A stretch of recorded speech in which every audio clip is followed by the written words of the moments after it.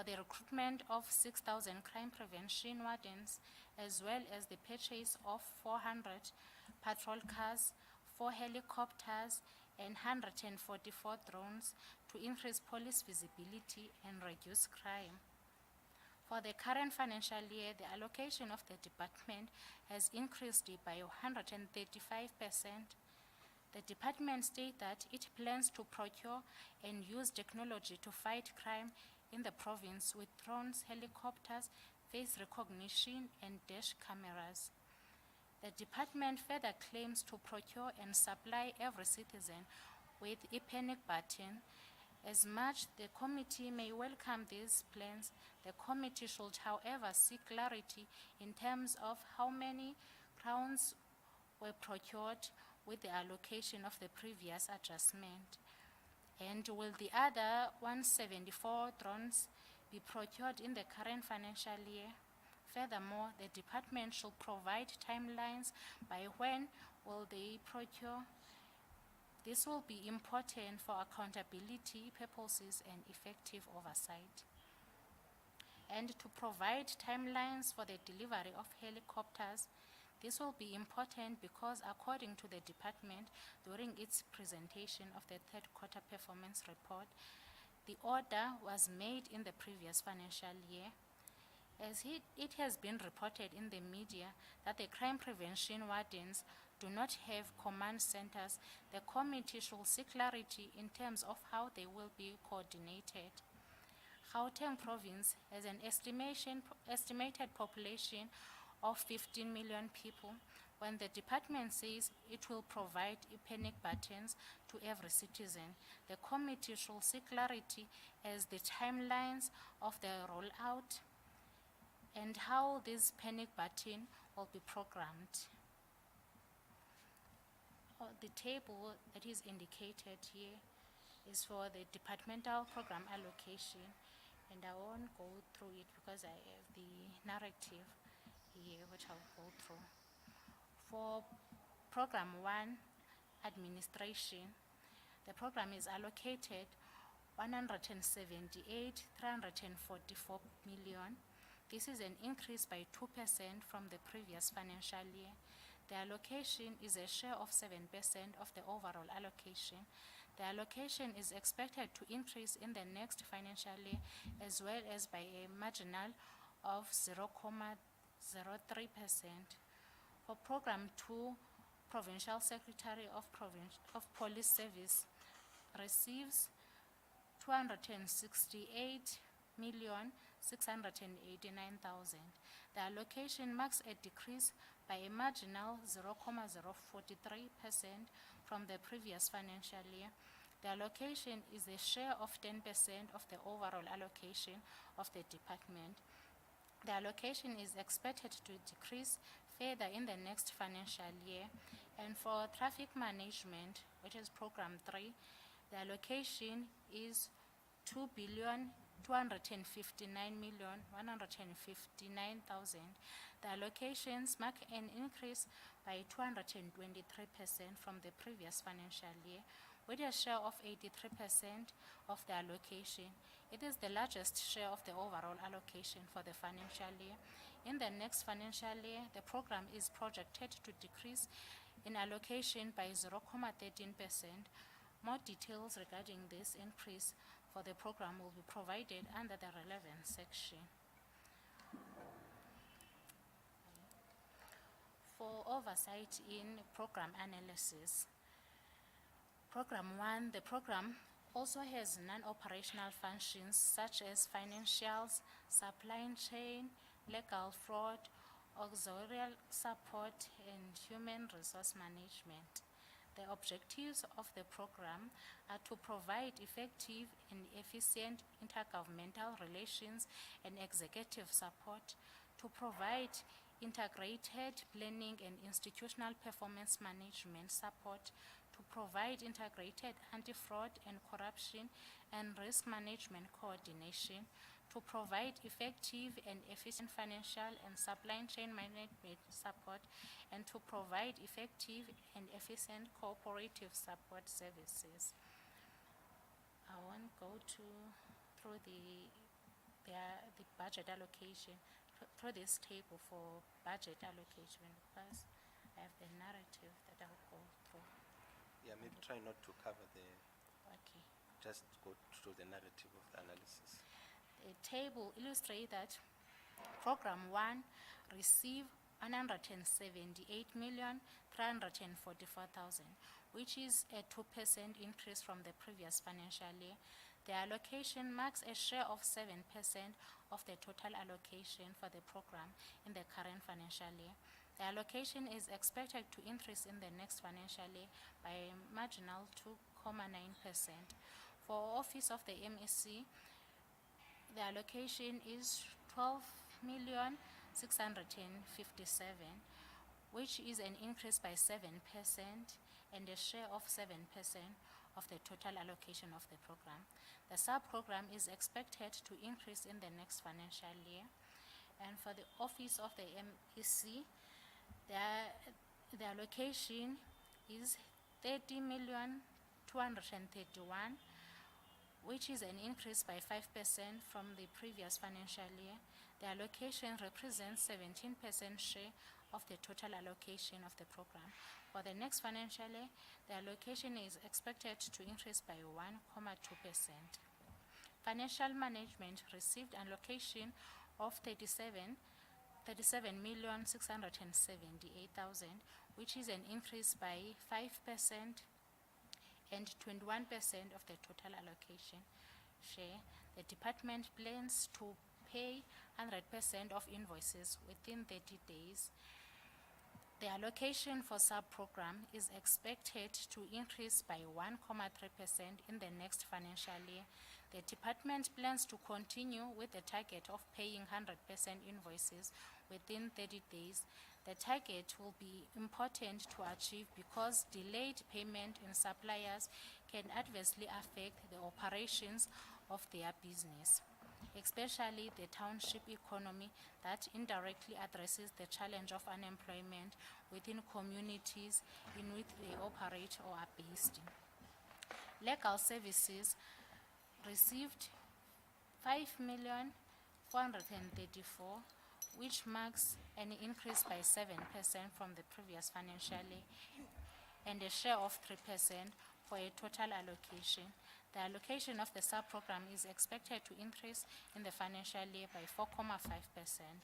Security received 17.1 million, which is an increase by 6% from the previous financial year and a share of 10% of the total allocation.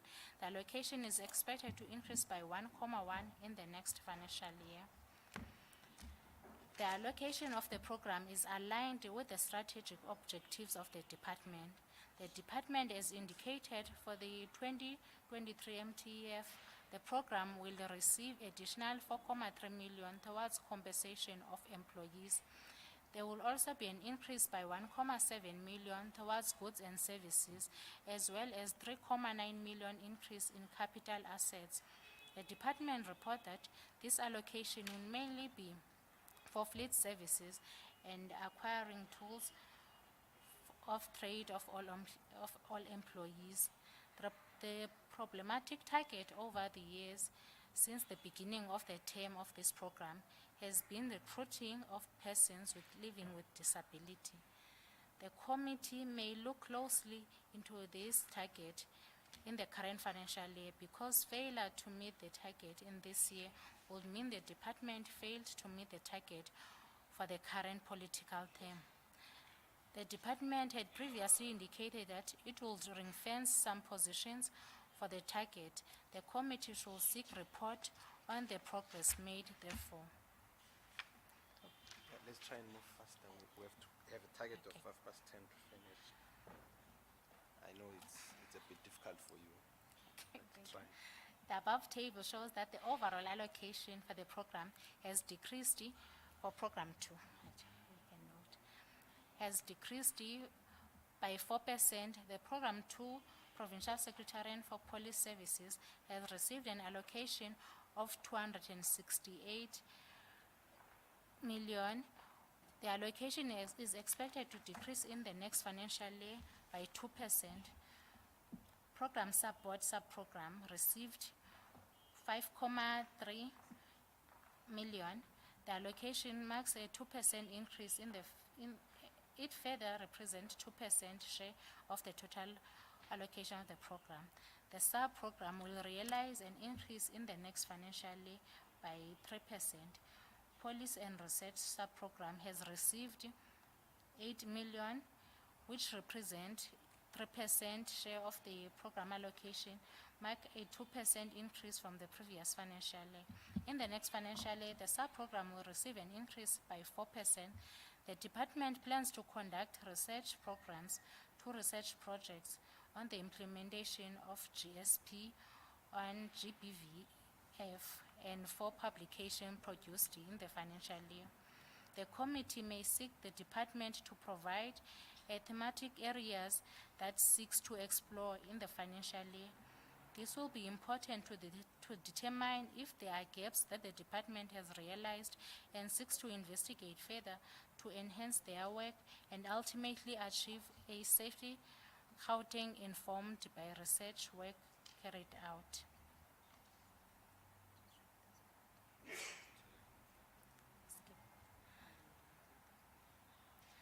Monitoring and evaluation sub-program received an allocation of 8,666,000.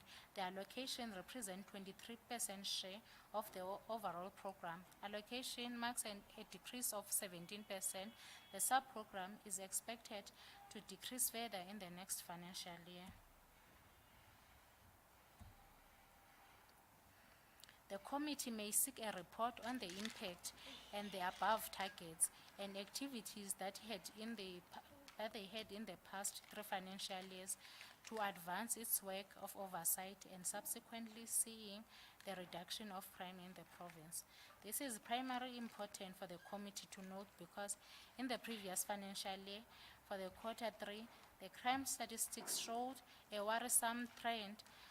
Conduct crimes increased by 8.3%, trial crimes increased by 13.3%, kidnapping increased by 64.5%, while 17 community reported crime increased by 7.17%.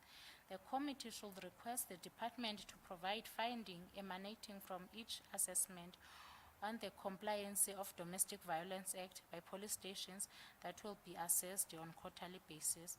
This will be important as the committee will be able to get sense of the situation of local police stations.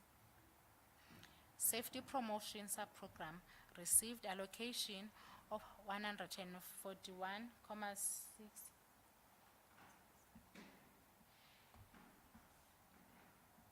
The sub-program will increase by 4% in the next financial year.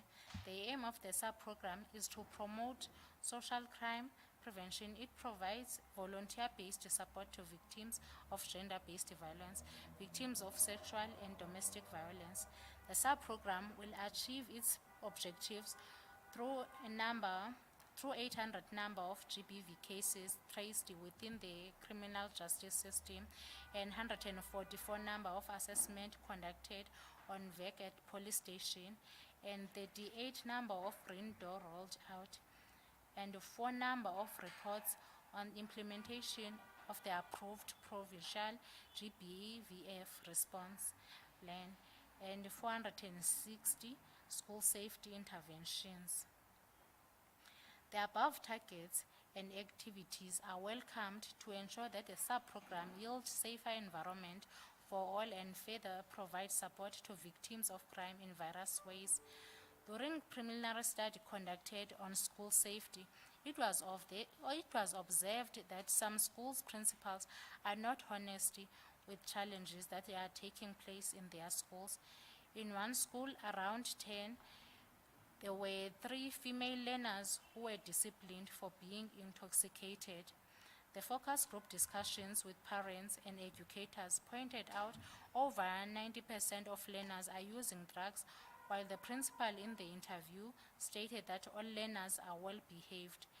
The remark by the principal is detrimental because if the study only focused on principal, some would give misleading information regarding their schools and such the interventions will not be implemented. Further to this, the dishonestly as a potential of escalating the violence in schools to the point of fatalities. It has been evident in other schools whereby it will be too late for prevention. In another school, it was learned that educators are targets of gangsterism, whereby if they discipline a learner, gang members are not necessary part of the school, will wait for the educators by the gate and thereby exposing teachers to victimization and attacks in some of the instances. The committee may request a report on the impact of Green Door since their rollout began in 2021 financial year thus far. This will be important to ascertain if intended objectives are being realized for the program.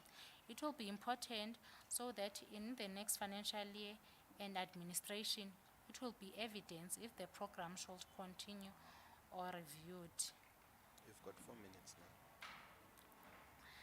Community Safety Relation, Community Police Relations Sub-Program received 50.9 million.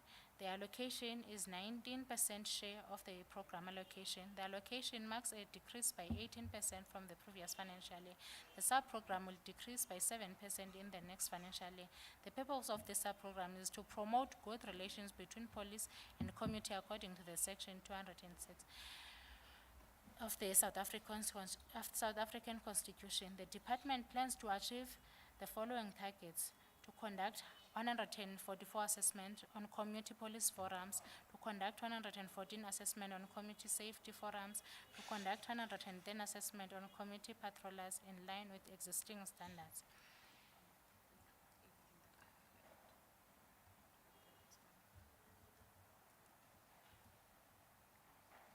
The committee also requests the department to provide a detailed report on the functionality of CSFs and their effectiveness in addressing the challenge of crime and subsequently building safer communities within municipal areas. For Program 3, the Traffic Management Program. The department reports that during the period of October to December 2021, driving under the influence of alcohol, which is one of the contributing factor of road fatalities, increased by 18% when compared with the same period of the financial year. The department should provide a committee with status of cases that were opened of people arrested due to driving under the influence of alcohol because it is a violation of traffic laws in the country. Therefore, the department should provide a detailed report in this regard. The department plans to reduce road fatalities by 20% in 2025. The department does not provide a specific target reduction in road fatalities for the current financial year. The committee may ask the department to provide a target for the current financial year during its engagement with the department. Traffic law enforcement, the sub-program is allocated 299 million for the current financial year. The allocation realized an increase from the previous financial year by 19% and marks a share of 13% for the overall allocation. The allocation for the sub-program is expected to increase by 13% in the next financial year.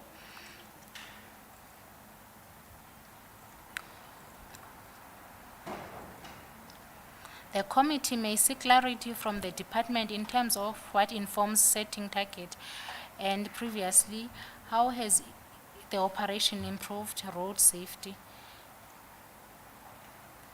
According to the statistics compiled by the Road Traffic Management Corporation, 8,547 young people aged 21 to 34 died on the road in previous 3 years. The age group mostly impacted is 30 to 34 years old, with 3,661 of them dying as a result of a vehicle accidents over 3 years. Let's try to wrap up now. Maybe let's go to the questions. that you want us to focus on? The department say that it will procure and distribute panic buttons to every citizen in the province. The province has an estimation of 15 million population. The committee requests an overall and a plan. The committee requests a rollout plan of the panic buttons. The department say that it has identified a building to lease to be used as a command center. The committee wants to know when will the command center start operating. The committee requests a detailed plan on how the department will provide support to victims of GBVF through Ikhaya Lethu. Furthermore, Ikhaya Lethemba, sorry, Tre. Furthermore, the committee requests that the department reports on the operations of Ikhaya Lethemba Regional Victims Office and Green Doors on a quarterly basis. The report should state a number of victims receiving support through each of the programs and what kind of support is being provided. The committee wants to know whether the department has undertaken feasible study to assess in building a police station versus procuring mobile police stations, considering the ever-increasing population in the province. Furthermore, the committee requests a report on the impact of the mobile police stations that have been procured in the previous financial year. The department reports that it continued to assess the CSFs in the previous year. The committee requests detailed report on the status of CSFs. The report should reflect the impact of CSF has in the fight against their respective community or municipalities. Furthermore, it should provide how identified challenges would be addressed to realize the outcome of people and feel safe in the province. Thank you, Chair. And I'd like to thank the committee members for the patience. We also have to contribute towards our development of staff that we have. And thank you, you have done well. Surely you will improve over time. And I will just have to welcome the member Malobane and maybe start talking to what we think we should engage on in terms of the budget analysis, the comments. And let's try to be brief. I'm aiming that at least by 10:45 we should be done with this meeting so that we get time to prepare for the next one. Okay, Member Kanyele, Member Malobane. Okay, we can start. Oh, thank you. No, thank you, Chair. Let me also extend the word of congratulations to the, is she an intern or? I think she's done well for the first meeting. Chair, the difficulty that we always have as members who are political, we all belong to political organizations, is how do you analyze a budget? If the department says we're going to buy 3 bottles and they cost 5 rand, how do we assess that that's going to help us? So that's the difficulty. It's difficulty to assess and have an engagement on the finances that are there. But I think for me, the important thing is the programs that they are going to be undertaking. If the programs that they say that they are going to be undertaking are in line with assisting us to ensure that we've got a community of Gauteng that are and feel safe.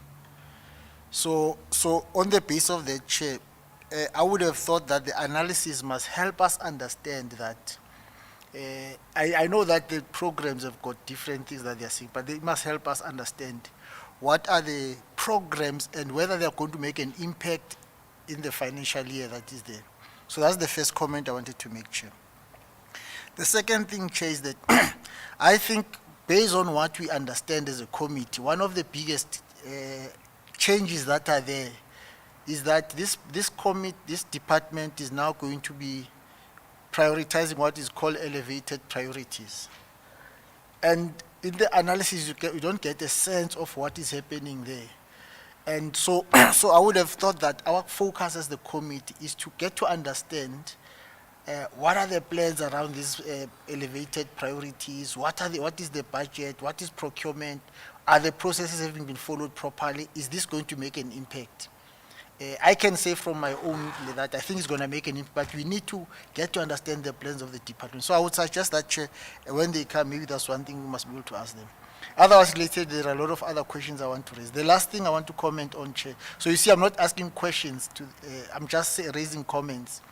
The last thing, Chair, is that I think some of the things that are contained in the budget or in the documents by the department, I'm not reading the analysis, I'm reading the original documents, the APP plus the budget book itself.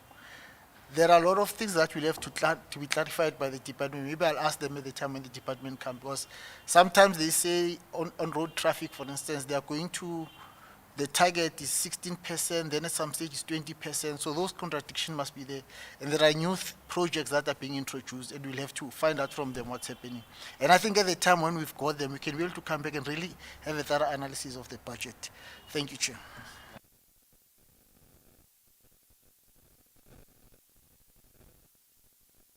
Must be honest, I've got an event in Doornkop, but unfortunately I was pressurized to come here because we were struggling with the quorum. So my apologies for being late, but I'm happy that I'm here. Chair, there are a few things that I want to raise. One of them is already raised by Member Kanyile. The department, the core mandate of the department is civilian oversight. And I think it is important that every time when we engage with the department, we actually pressurize them to actually be focused in terms of what they're supposed to do, because that is their core function. But the other issue, Chair, is what a member Kanyele have also raised, the issues of plans, their performance plans. They've raised the issue again twice about 16% reduction, and I know where the 16% comes from because we asked the question and I demonstrated to them at some point the department did achieve 16%. And I'm sure because of that then the 16% came up, but now they're saying 20%. I think what we are actually requesting or we can recommend as a committee is the quarterly reports on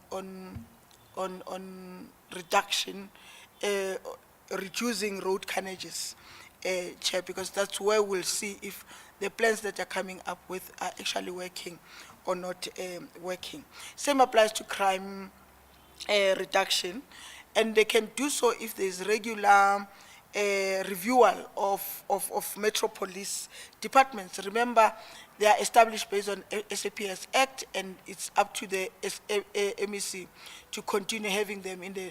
But what I've realized, they're moving away from being metropolis departments, they're now going back to glorified traffic officers. And if you look at what RTMC is coming up with, and I think it will be important that we need to get a presentation from RTMC with this 3 years training of metropolis departments or metropolis officers.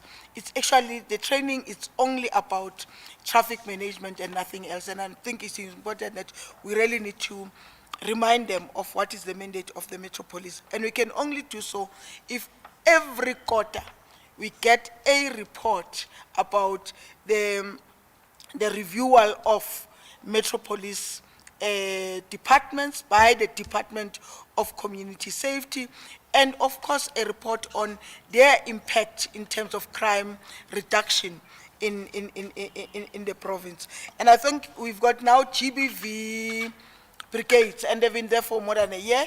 We also request that, because there's a spending, there's also allocation to that we also we can actually give them that funding, but at the same, or agree that that funding must be made available, but at the same time, we really need a quarterly report on those areas, because they will keep on coming up with programs and after programs, and they will never report back to the committee about, because there is GBV this, now it is traffic wardens, next week it will be, and we don't get a report as per what the department is supposed to do. So every quarter, all these units they're coming up with, including the performance of the vehicles that they've just purchased, we want quarterly reviews or quarterly reports as a committee. But the other issue is, can we also request the department must demonstrate to us whether the budget is gender responsive? Because that is also very important. And gender responsive, I mean gender responsive, not woman friendly, but I'm talking about this budget, how they impact on both men and women, and of course sometimes with on local. So it's one question that we really need to ask and request the department to respond to us and demonstrate to us, Chair. But also request them that, or remind them to actually stick to the mandate as a department, their core function as a department. Yes, the other frills is fine, but we really want them to focus on what they were established for. Thanks, Chair. Thanks, Chair. I want to also reiterate what the previous two speakers said about the elevated programs and the various different projects, because every year we hear about these new things that is implemented, like the GBV brigade, and we haven't received a report on it. So it is, and now the wardens. I'm very concerned about the wardens. I also think we need to just get clarity on their powers and mandates for each of these, different brigades that is implemented, or projects, or units, or whatever you want to call them. The other one that is not mentioned at this stage, and I do think it does form part of this committee or this department, is the land invasion unit, which was also announced last year. But there's no mention of it in this specific presentation or in the budget. I think we also just need to get clarity, because on this, in one of the tables, it says policing vehicles procured 257. But if you look at the news, it speaks of 300. So, why is there a discrepancy between these figures? Is it 300 or is it 257? I think we need to ask clarity on that as well. And then something I didn't pick up, and I might have missed it, is the budget allocation for the actual training of the wardens. There is training targets and budget allocations for training, but it doesn't specifically, unless I missed it, it doesn't specifically speak to the training program of the wardens. And I think we need clarity as to what that training entails, where it is, and who's doing it, and what processes were followed for it, specifically. So I think we definitely need a proper report on that, because we can't just have these units established, but they're not properly legislated and monitored in the process.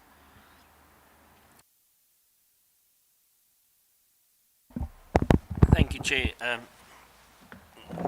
just want to summarize, because my colleagues actually said everything that needs to be said. But with regards to the wardens, we should know that unit is established. It got new vehicles. The training is very important. We should know what training has been handed over. I see that there's also a helicopter branded for the wardens. From what I can understand is that chopper will fall under the SAP's laws, flying laws. So we don't know when to launch or how to launch that chopper without it being in conflict with the SAP's operational plans. So that's something seriously that we should look at. Also the vehicles, the wardens, and the Honourable Member already alluded to that, but what are their functions and responsibilities? Are they falling under the SAP's law? or the SAPS Act, or under the Metro law, or in between. I see they do not carry firearms. Are they proficient in firearm carrying? Are they just a first responder? But if that is the case, then we spend a lot of money on giving people BMWs that cannot really respond to a crisis or to, my first initial thought on this was that these 6,000 employees will be like a watchdog or something that will alert the police to crime. Now we've given them vehicles, we've branded the vehicles, and now we should look at if a warden makes an arrest, are they by law regulated? Do they have the proficiency and the training to do it? How does that whole thing start? Because we got this unit up now, or the MEC got this unit up, but I'm not really sure. We haven't ever seen something on how it's going to be legislated, how it's going to be, how's the oversight on that. And with that, I want to concur the other honorable member that said, the Metro Police is directly under the MEC. But we fail to see the Metro Police or any reporting on the Metro Police whatsoever, ever at this committee. I think we've been here 5 years now. I've seen them once. They came and we saw the MNCs and stuff like that. So we don't really have an idea what is going on in the Metro Police. What is their mandate? It is not just traffic violations and stuff. There's no way this committee can interact with the metros and the MNCs of the metros to say, listen, you've got crime in Tshwane, for instance, where your members are taking bribes. There's no way that we interact with that as well. And that's a big problem for me. And I think on the helicopters, on the vehicles, on this new established unit, we should look at what the mandate are, within what parameters of the law these guys are working in, because if something goes wrong, I think there will be a civil claim, not against the SAPS, but against the Premier as well, if this is not well legislated and, the parameters are not set. The other problem that I have is we have not communicated to the public yet. We said, okay, these wardens are deployed, but we did not give the public or any interested party a framework on what the laws will be and how these guys will operate, and that also for me is a problem.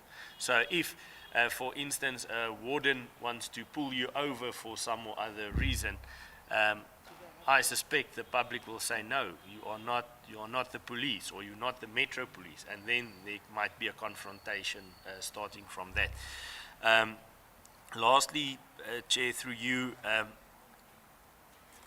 want to also concur with what Member Kanyile said is, we get the budget, it's beautiful, we're going to do this, we're going to do this, we're going to do this. We all know this is crunch time.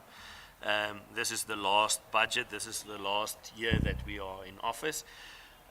So I would really want to see us how far in the process we are. We've seen a number of vehicles being released. We've seen, I think there's one helicopter being released.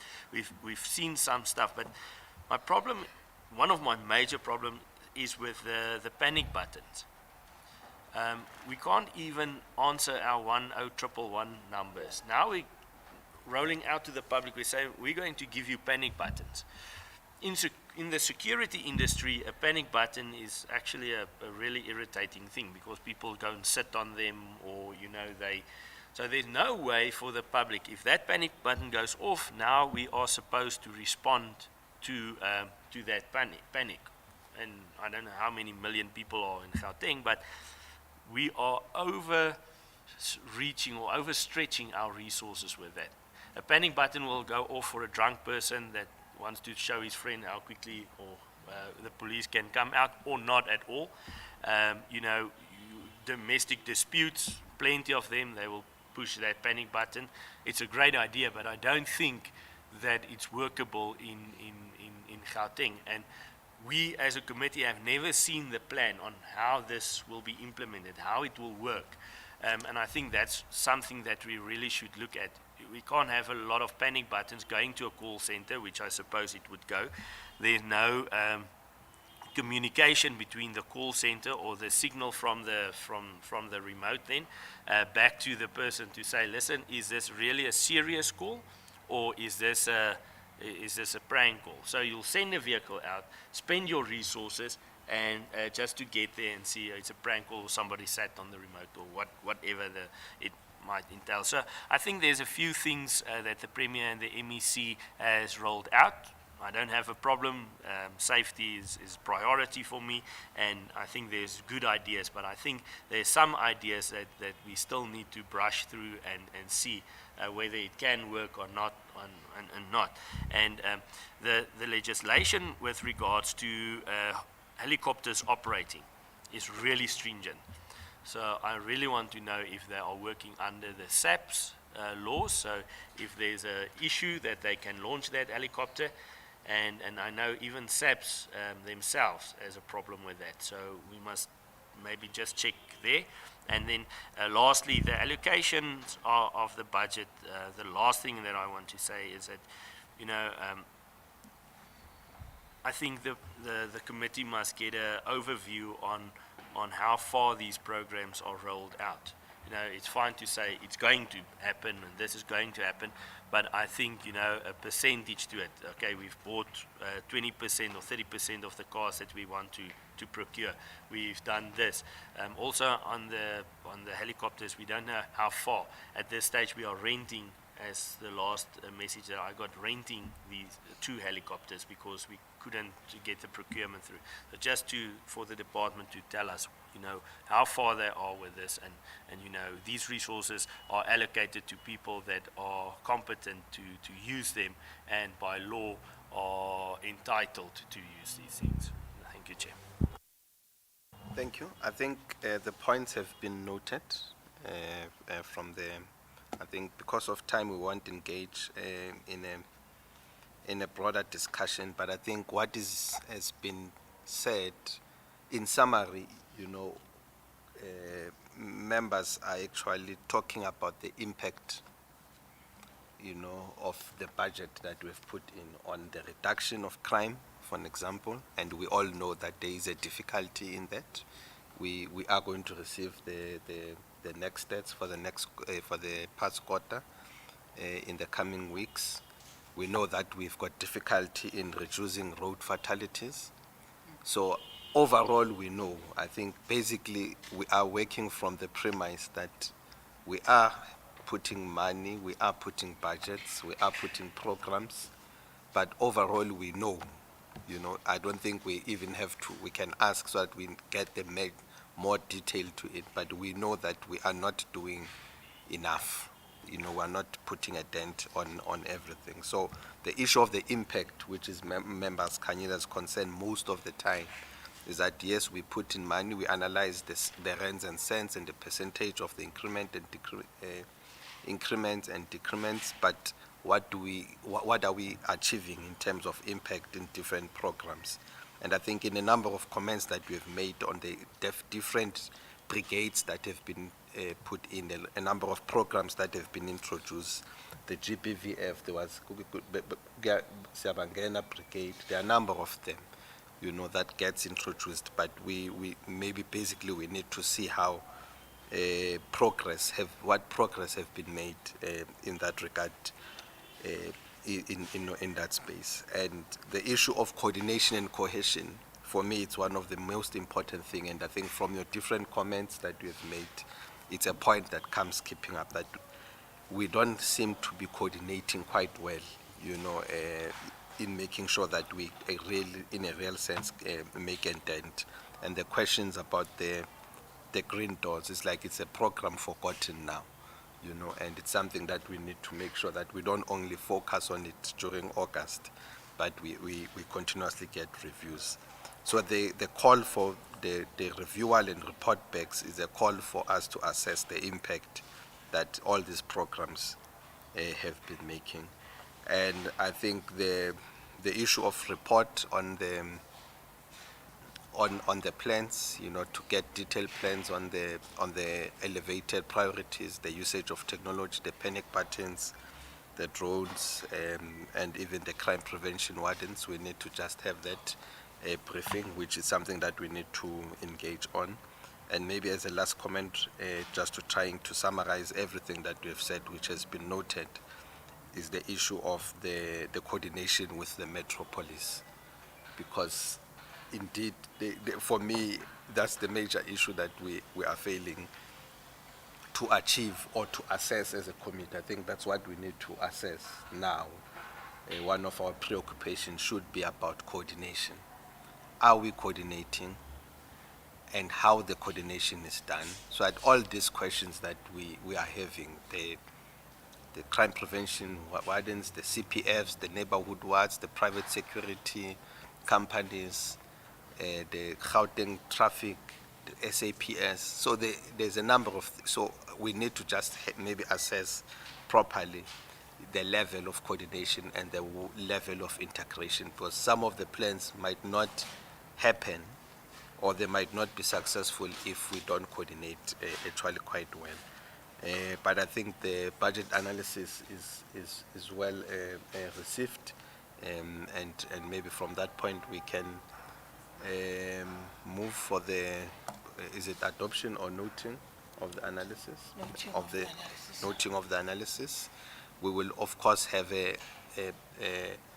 will all of course have a chance and a privilege to even engage the committee now, on a number of things. But I think all of them will be coordinated, all the comments will be coordinated in a way to make sure that we do that. But I think it's just for us to be able to be focused. Impact of the money that we're putting in on the crime, the level of coordination, and also just to make sure that we review what have been put into place as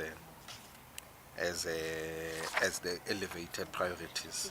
Chair, the issue of questions, I think, although we are going to engage with the department now, and there are questions that are going to be asked, we need to rework our questions that we to the department for them to formally respond to. Of course, the ones that we'll be asking today, they will also add them. So can we then make sure that we rework the questions? There are quite a number of issues that were raised by members now, together with the ones that you have. So Melissa was submitting to the department. Thanks. Nile? Chair, I would suggest that, okay, let me just say that my concern with some of the questions, they are asking about things of the past when we're supposed to be looking about the future and plans and progress, because that's what the budget is about. So my suggestion would be that because we are engaging the department today, after we finish engaging, there could be an engagement, maybe between yourself, Chair, and the staff, to look at which of the questions that are there already, which ones have been responded to or asked, and then maybe rework some of them so that they can be relevant to whatever could be outstanding. But if from our engagement everything has been answered, there might not be a need for us to ask them questions. Thank you, Chair. Yeah, I think that's what I was actually saying, that we will have to make sure that we create a proper framework in which the department will be able to actually to respond to.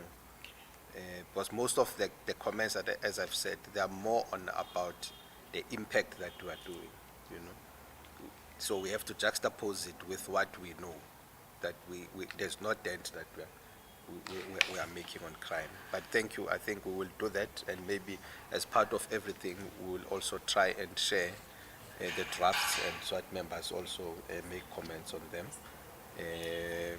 so that we just make sure that we do ask the right questions. Thank you. Can we...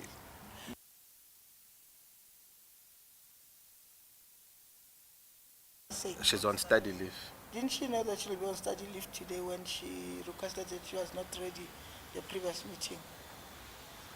I think, Chair, we need to raise these issues, and I keep quiet, Chair, on this one, and I wanted to formally take it up.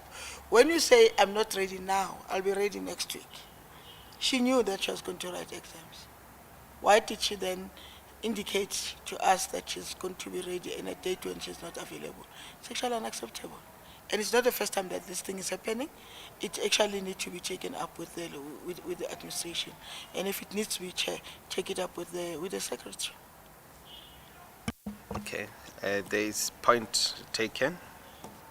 We'll note it, we'll follow it up.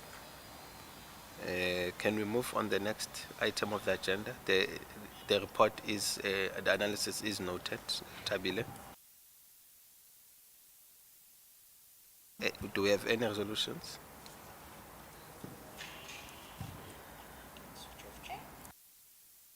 Okay. No, Chair, we don't have resolutions. Tem? NCOP matters, no, Chair, we don't have. We've done with the bill. It's now for tabling in the House. The NCOP legal will schedule it. They will indicate to us when it's scheduled, the date, and will inform members accordingly. After? Correspondences, Chair, I have noted an invitation, and it was also sent to yourself from the National Committee on Police. They are doing an oversight visit next week on the 21st of, it's a Sunday, on the 21st of May, yes. Chair. That's.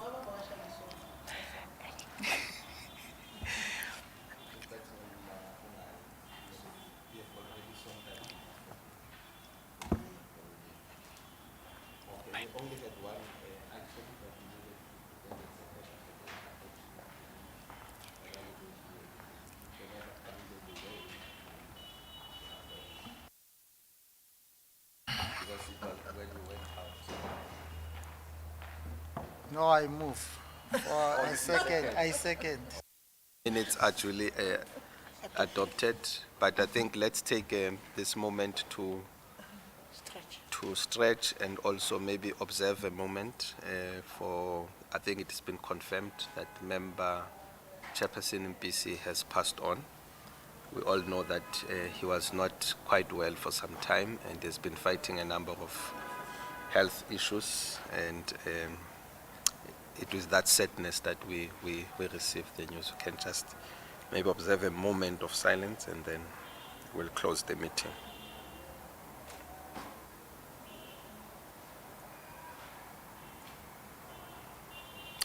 Thank you. Thanks. The meeting is adjourned.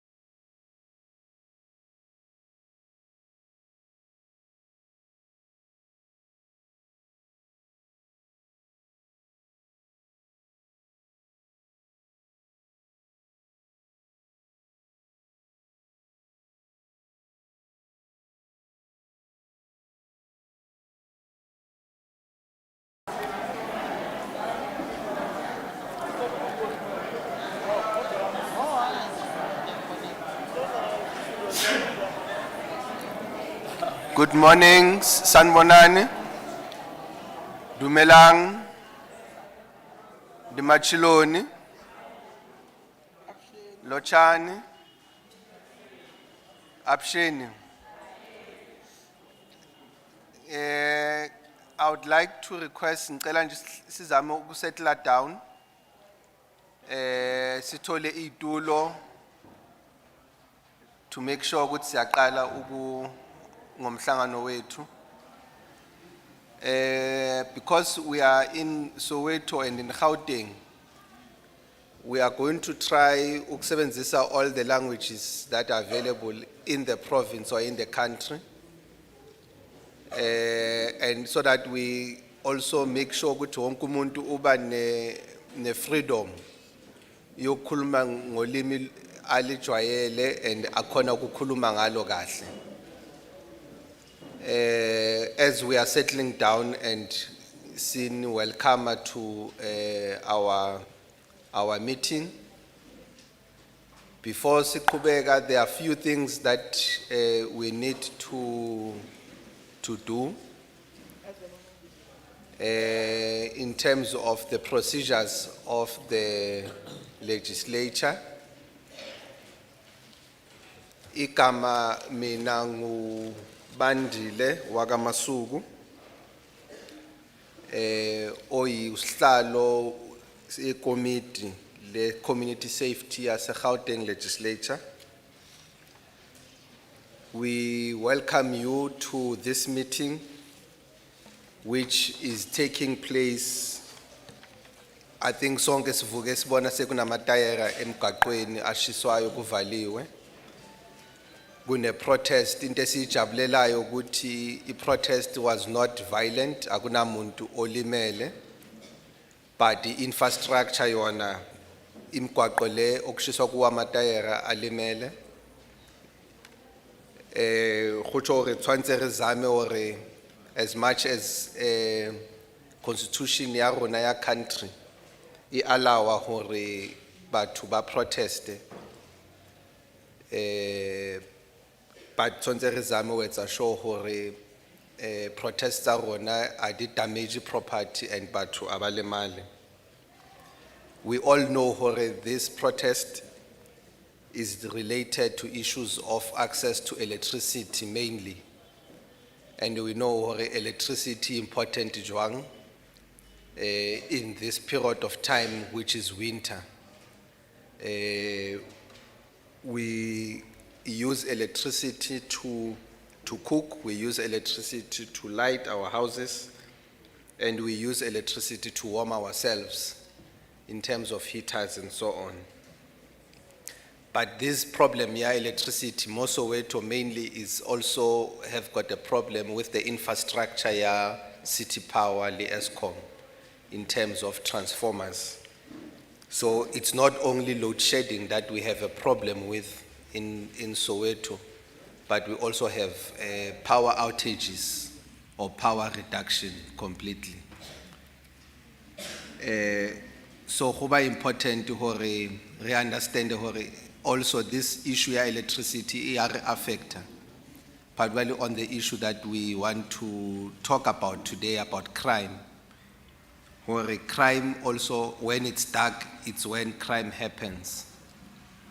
And it becomes a vicious cycle because how holy dark, people get mugged, houses get burglared into, women and children might get raped. So it's an important issue that we have to deal with. We know how poverty remains a bigger challenge in fighting crime.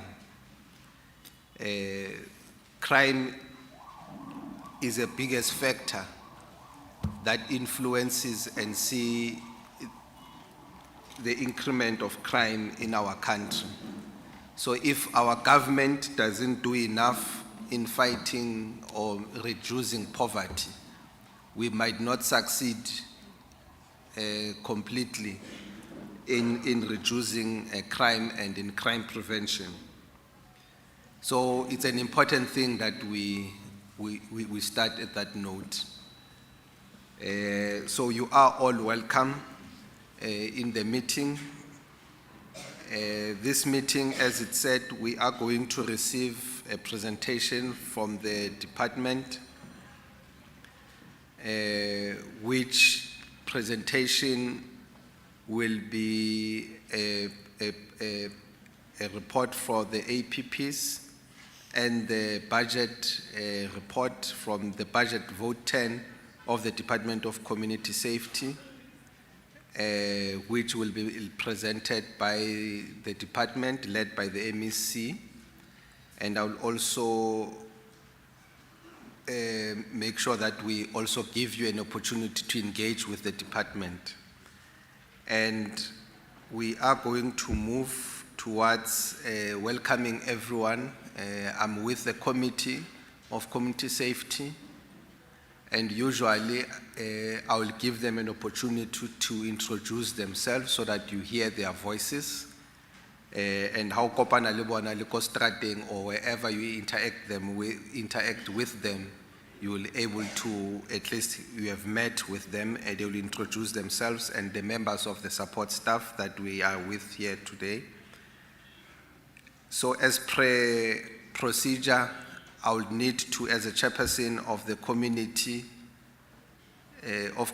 on Community Safety, declare Uncle Tom's Hall as a precinct of Gauteng Provincial Legislature. And the declaration reads as follows: I, Honorable Bandile Masuku, Chairperson of the Community Safety Committee, hereby declare Uncle Tom's Hall in Orlando West, Soweto, as a precinct of the Gauteng Provincial Legislature in terms of Rule 56 of the Standing Rules of the Gauteng Legislature, read together with Section 1, Section 2, and Section 28 of the Powers and Privileges and Immunities of Parliament and Provincial Legislature Act, number 4 of 2004. The precinct of the provincial or parliament are described as follows. The precinct is the area or land, area of land, and every building part of the building under the parliament control includes the chambers in which the proceedings of the house are conducted and galleries and lobbies of the chambers, every part of the building in which the chambers are situated, and every forecourt, yard, garden, enclosure, or open space appurtenant thereto, the committee rooms and other meeting places provided or used primarily for the parliamentary purposes, every other building or part of the building provided and used in connection with the proceedings of Parliament while so used. For the duration of this meeting, this place, Uncle Tom's Hall, will be a precinct of the Gauteng Provincial Legislature. There's the standing rules of the legislature will apply, and all the rules that govern all the engagements of the day. I hereby declare Uncle Tom's Hall the precinct of Gauteng, and also welcome you to the meeting. So as we continue and proceed, I'm going to allow the members, as I've introduced myself. I am Bandile Masuku, the chairperson of the committee, and we welcome the MEC, Honorable Mazibuko, who is joined with her team. She will introduce the team when she gets the opportunity. But with me, I also welcome honorable members that are with me. I'll also allow them to introduce themselves, and then we proceed with the meeting. I'll start from my left. Good morning, everyone. My name is Crazon Bosch, and I'm a member of this committee. Good morning, my name is Kobus Hofman and I'm a member of this committee. Sanbonani, ngusigazele wakankosi, madobane ngi member yele committee. Dumelang ke nna Sochaile Khanyile ke member ya committee. Thank you for all the introductions from the members of the committee. So we are going to run the meeting. The agenda, can it be flighted so that everyone in the house gets an opportunity to see the agenda? But on the agenda now, we're supposed to deal with apologies. Tabile, where is she? On Tabisen, apologies.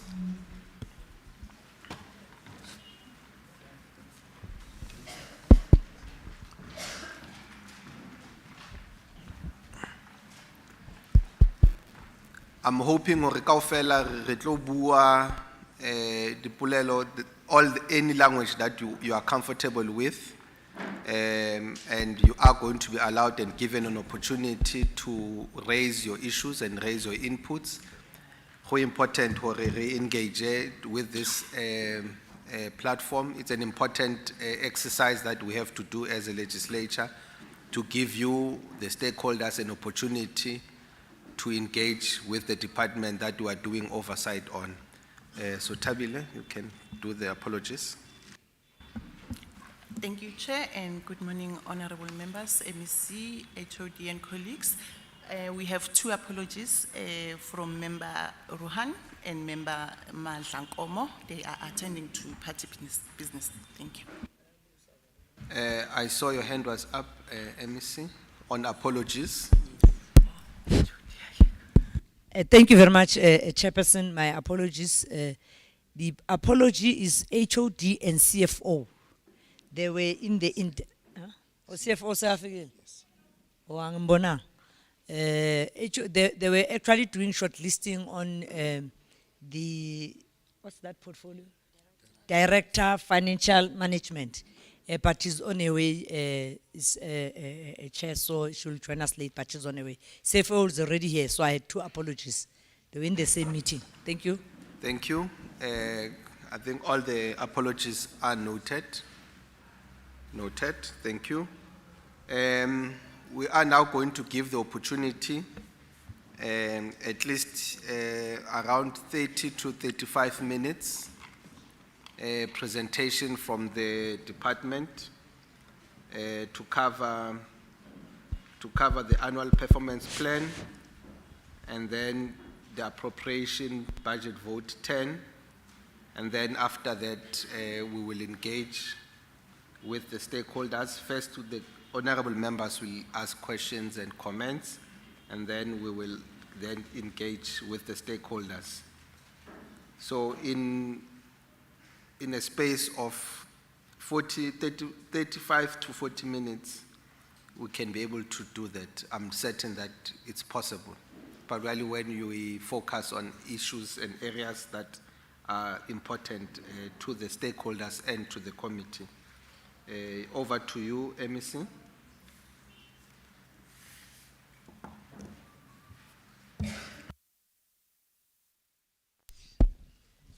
Thank you very much, Chair. Ngibingelele indlu, ngibingelele amamember committee, ngibingelele bonke ababalulekile. In English, we say, Member Hoffman, all protocols observed, but members are actually acknowledged. Chair, thank you very much for allowing us to come and share with members of the community the work that we'll be doing this year, being 2023, angit manje unyaka overlaphela into 2024.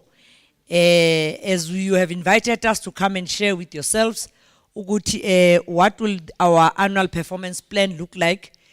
Chair, without any waste of time, I'll just remind members and the community that we take our work very seriously, and in Chapter 12 of the National Development Plan, it puts the responsibility on government to develop and implement measures towards building safer communities.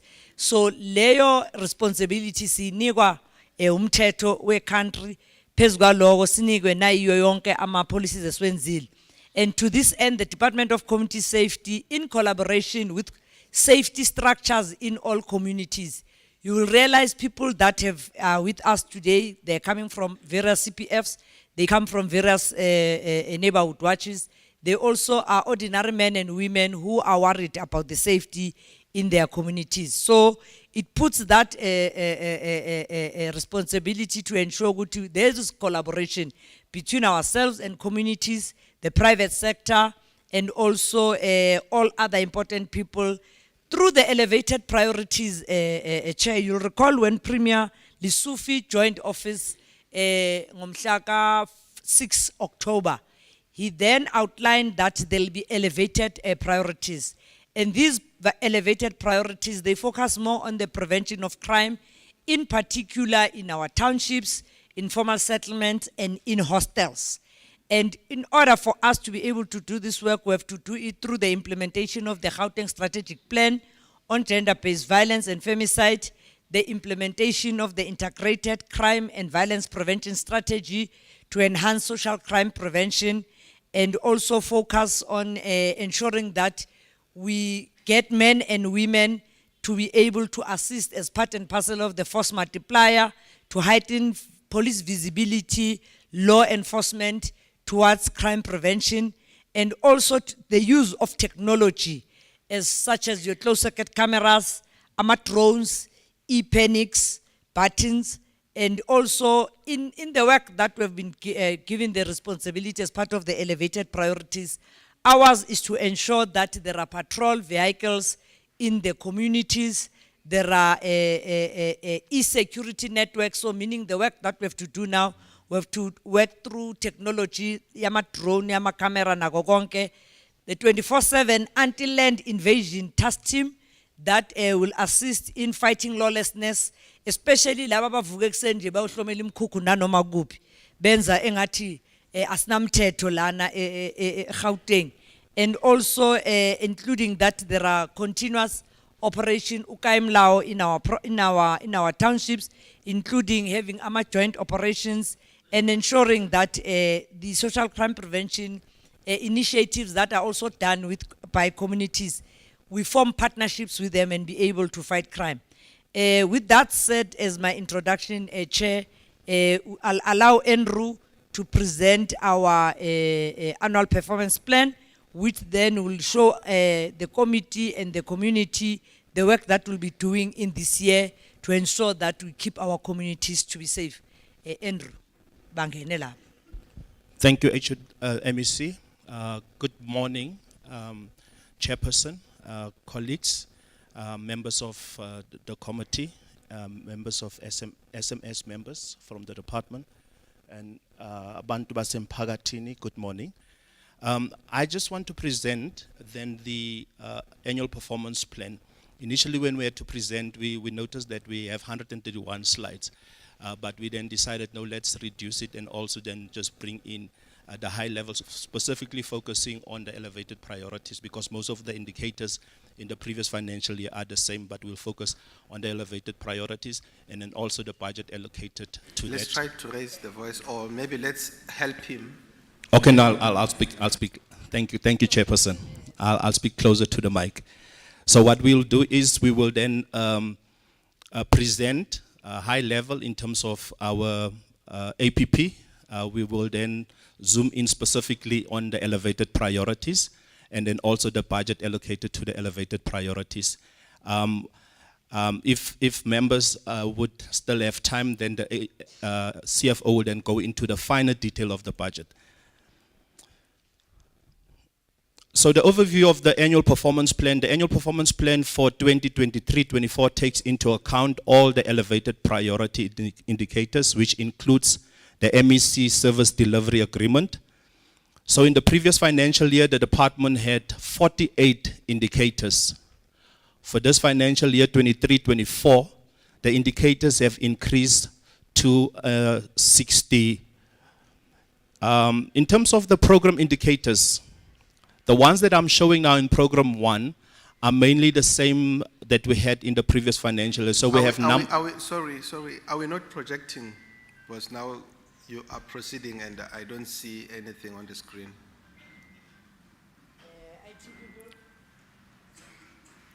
It's important that we project so that people can be able to follow.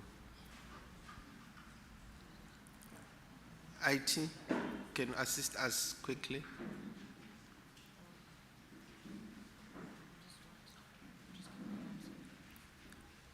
We'd like to apologize for that community. Our stakeholders will.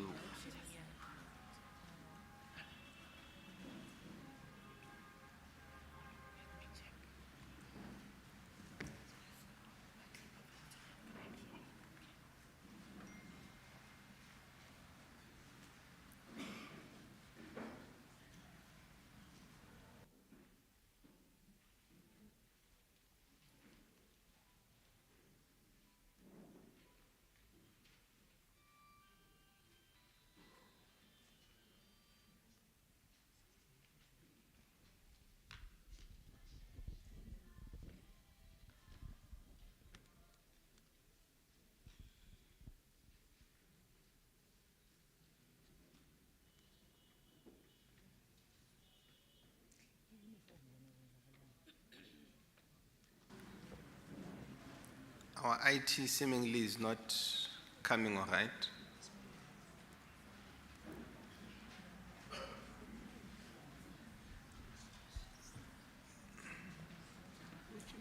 Okay.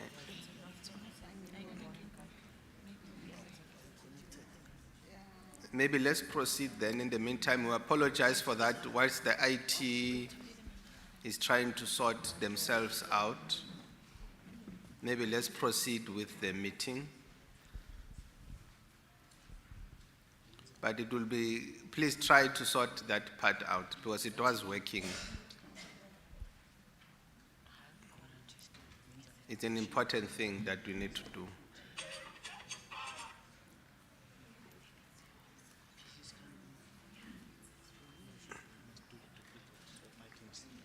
Okay, let's proceed whilst you are trying to sort it out. Thank you, Chairperson. Or you can move there to come and present there. Do you have enough power there? No, I mean in terms of the laptop that you move to present from there.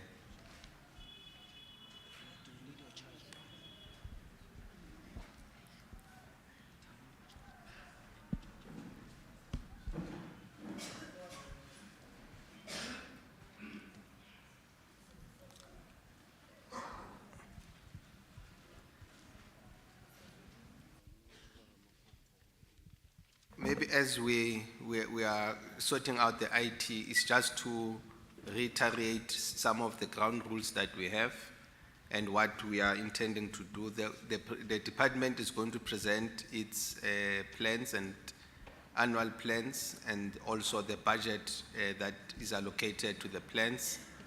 And after that, as a committee and yourselves will then engage the input.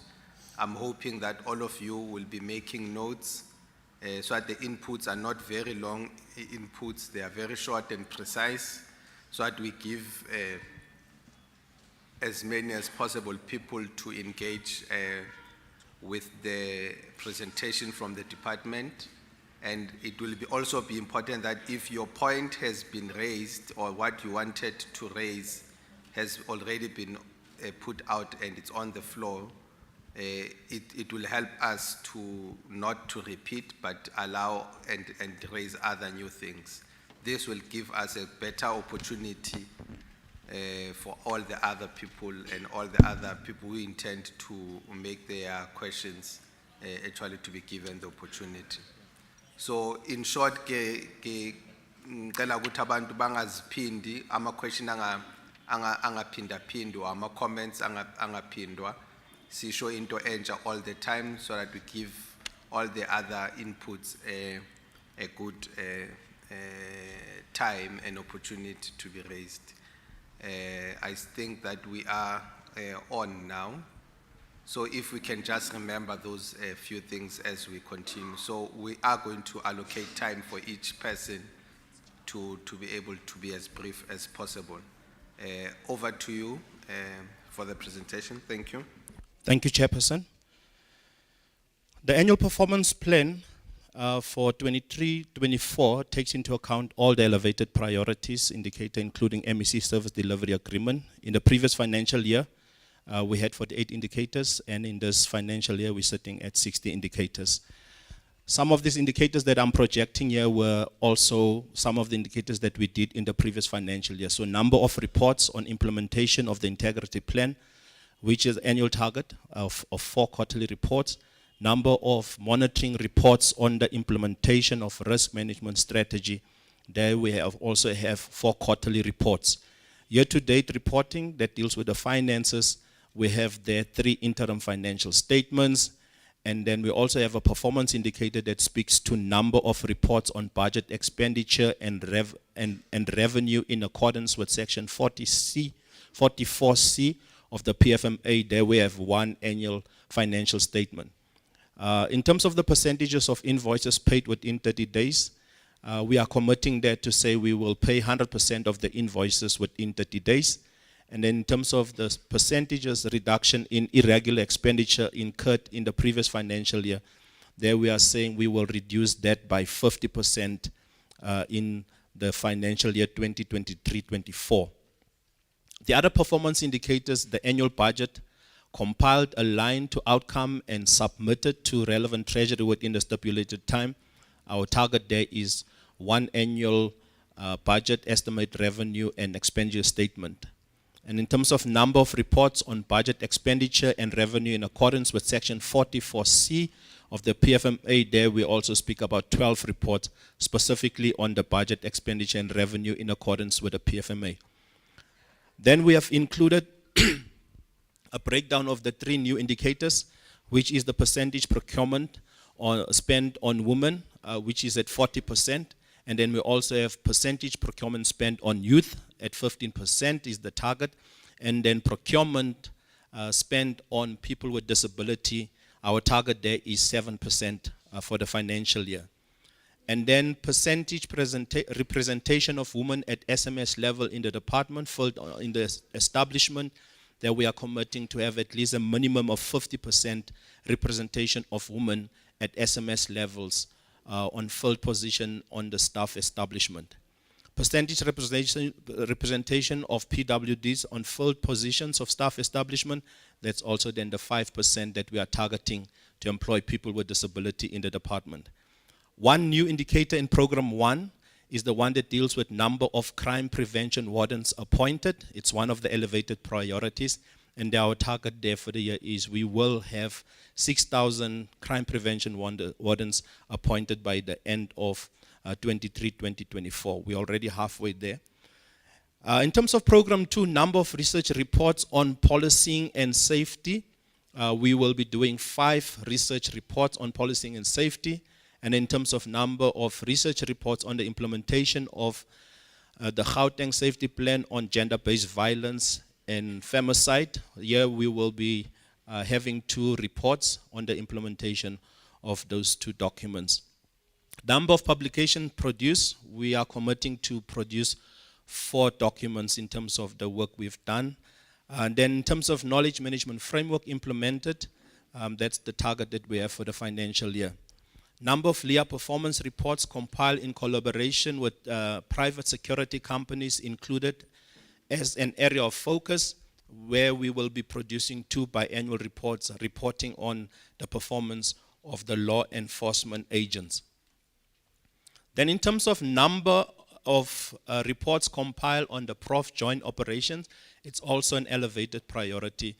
This one basically will speak to the 24/7 land invasion, but from our side as a department, because we do not, we will be reporting on that collaboration in the Prof joint for the 24/7. So that's the one elevated priorities in program 2 so far, and then we will be producing then 3 reports. The reason why we're producing 3 reports, it is because that structure needs to be fully functioning before we can start reporting on it. And then in terms of the performance indicator, it speaks to number of monitoring reports compiled on implementation of IPOD recommendation by SEPs. We will be producing 4 quarterly reports compiled on the implementation of those recommendations that would have been made. Then in terms of the number of reports on domestic violence, there we also commit to do 2 biannual reports on the compliance and implementation of the DVA. Number of reports on the management of service delivery complaint received against SEPs, where people go and complain about the police officers. We will be producing 4 quarterly reports on the management of service delivery complaints received against the police. Number of reports compiled on police stations monitored on the national monitoring tool per year. We will be producing there 4 reports on how we have monitored those police stations. Number of monitoring and evaluation special projects implemented. So in this particular indicator is an indicator that we would be receiving from civilian oversight nationally, where they would then decide what project are they focusing on. And as a department, we will then have to then respond on that, and we are committing that to say we will be doing then 1 monitoring and evaluation special project as per their guidance, what we need to focus on. Another elevated priority is number of reports compiled on the functioning of the Provincial Integrated Command Center would be on base standards. We will be also producing then 3 reports, same as I said in terms of the 24/7 land invasion. So the first quarter would be finalizing the establishment and whatever needs to happen so that we can start reporting from quarter 2, 3, and 4. Number of assessments conducted on victim-friendly rooms in the police stations. There we are saying we will be doing 144 assessments conducted on the victim-friendly rooms, just to make sure that these friendly victim rooms are complying and people are not suffering secondary victimization when they go there. Number of crime dockets analyzed. We will continue doing 1,800 crime dockets, analyzing it to make sure that we don't have dockets that were closed prematurely, so we will be analyzing those dockets. Number of court watching briefs monitored. As a department, we are committing to attend at least 10 court cases for the financial year, just to make sure that when your matter is being presented before court, that all the processes have been done, which was supposed to be done by the investigating officer, and that you are being treated fairly in that appearance in court. Number of GBV victims cases tracked within the criminal justice system. It's also that we realize that some cases just vanish, and we are committing as a department that 1,200 of those GBV cases will be tracked in the criminal justice system. And then when it comes to social crime prevention programs that we plan to implement for the year, our target there for the year is we will be implementing 570 social crime prevention programs for the year. And in terms of schools interventions, we are also then committing to conduct 480 school safety interventions for the year. Number of interventions conducted in institutions of higher learning, we are committing to have 10 interventions conducting at the higher learning centers. Number of reports on the gender-based violence victims, gender-based violence and femicide victims receiving support. We will be producing 4-quarter report on the amount of people that we would have provided support for during the year.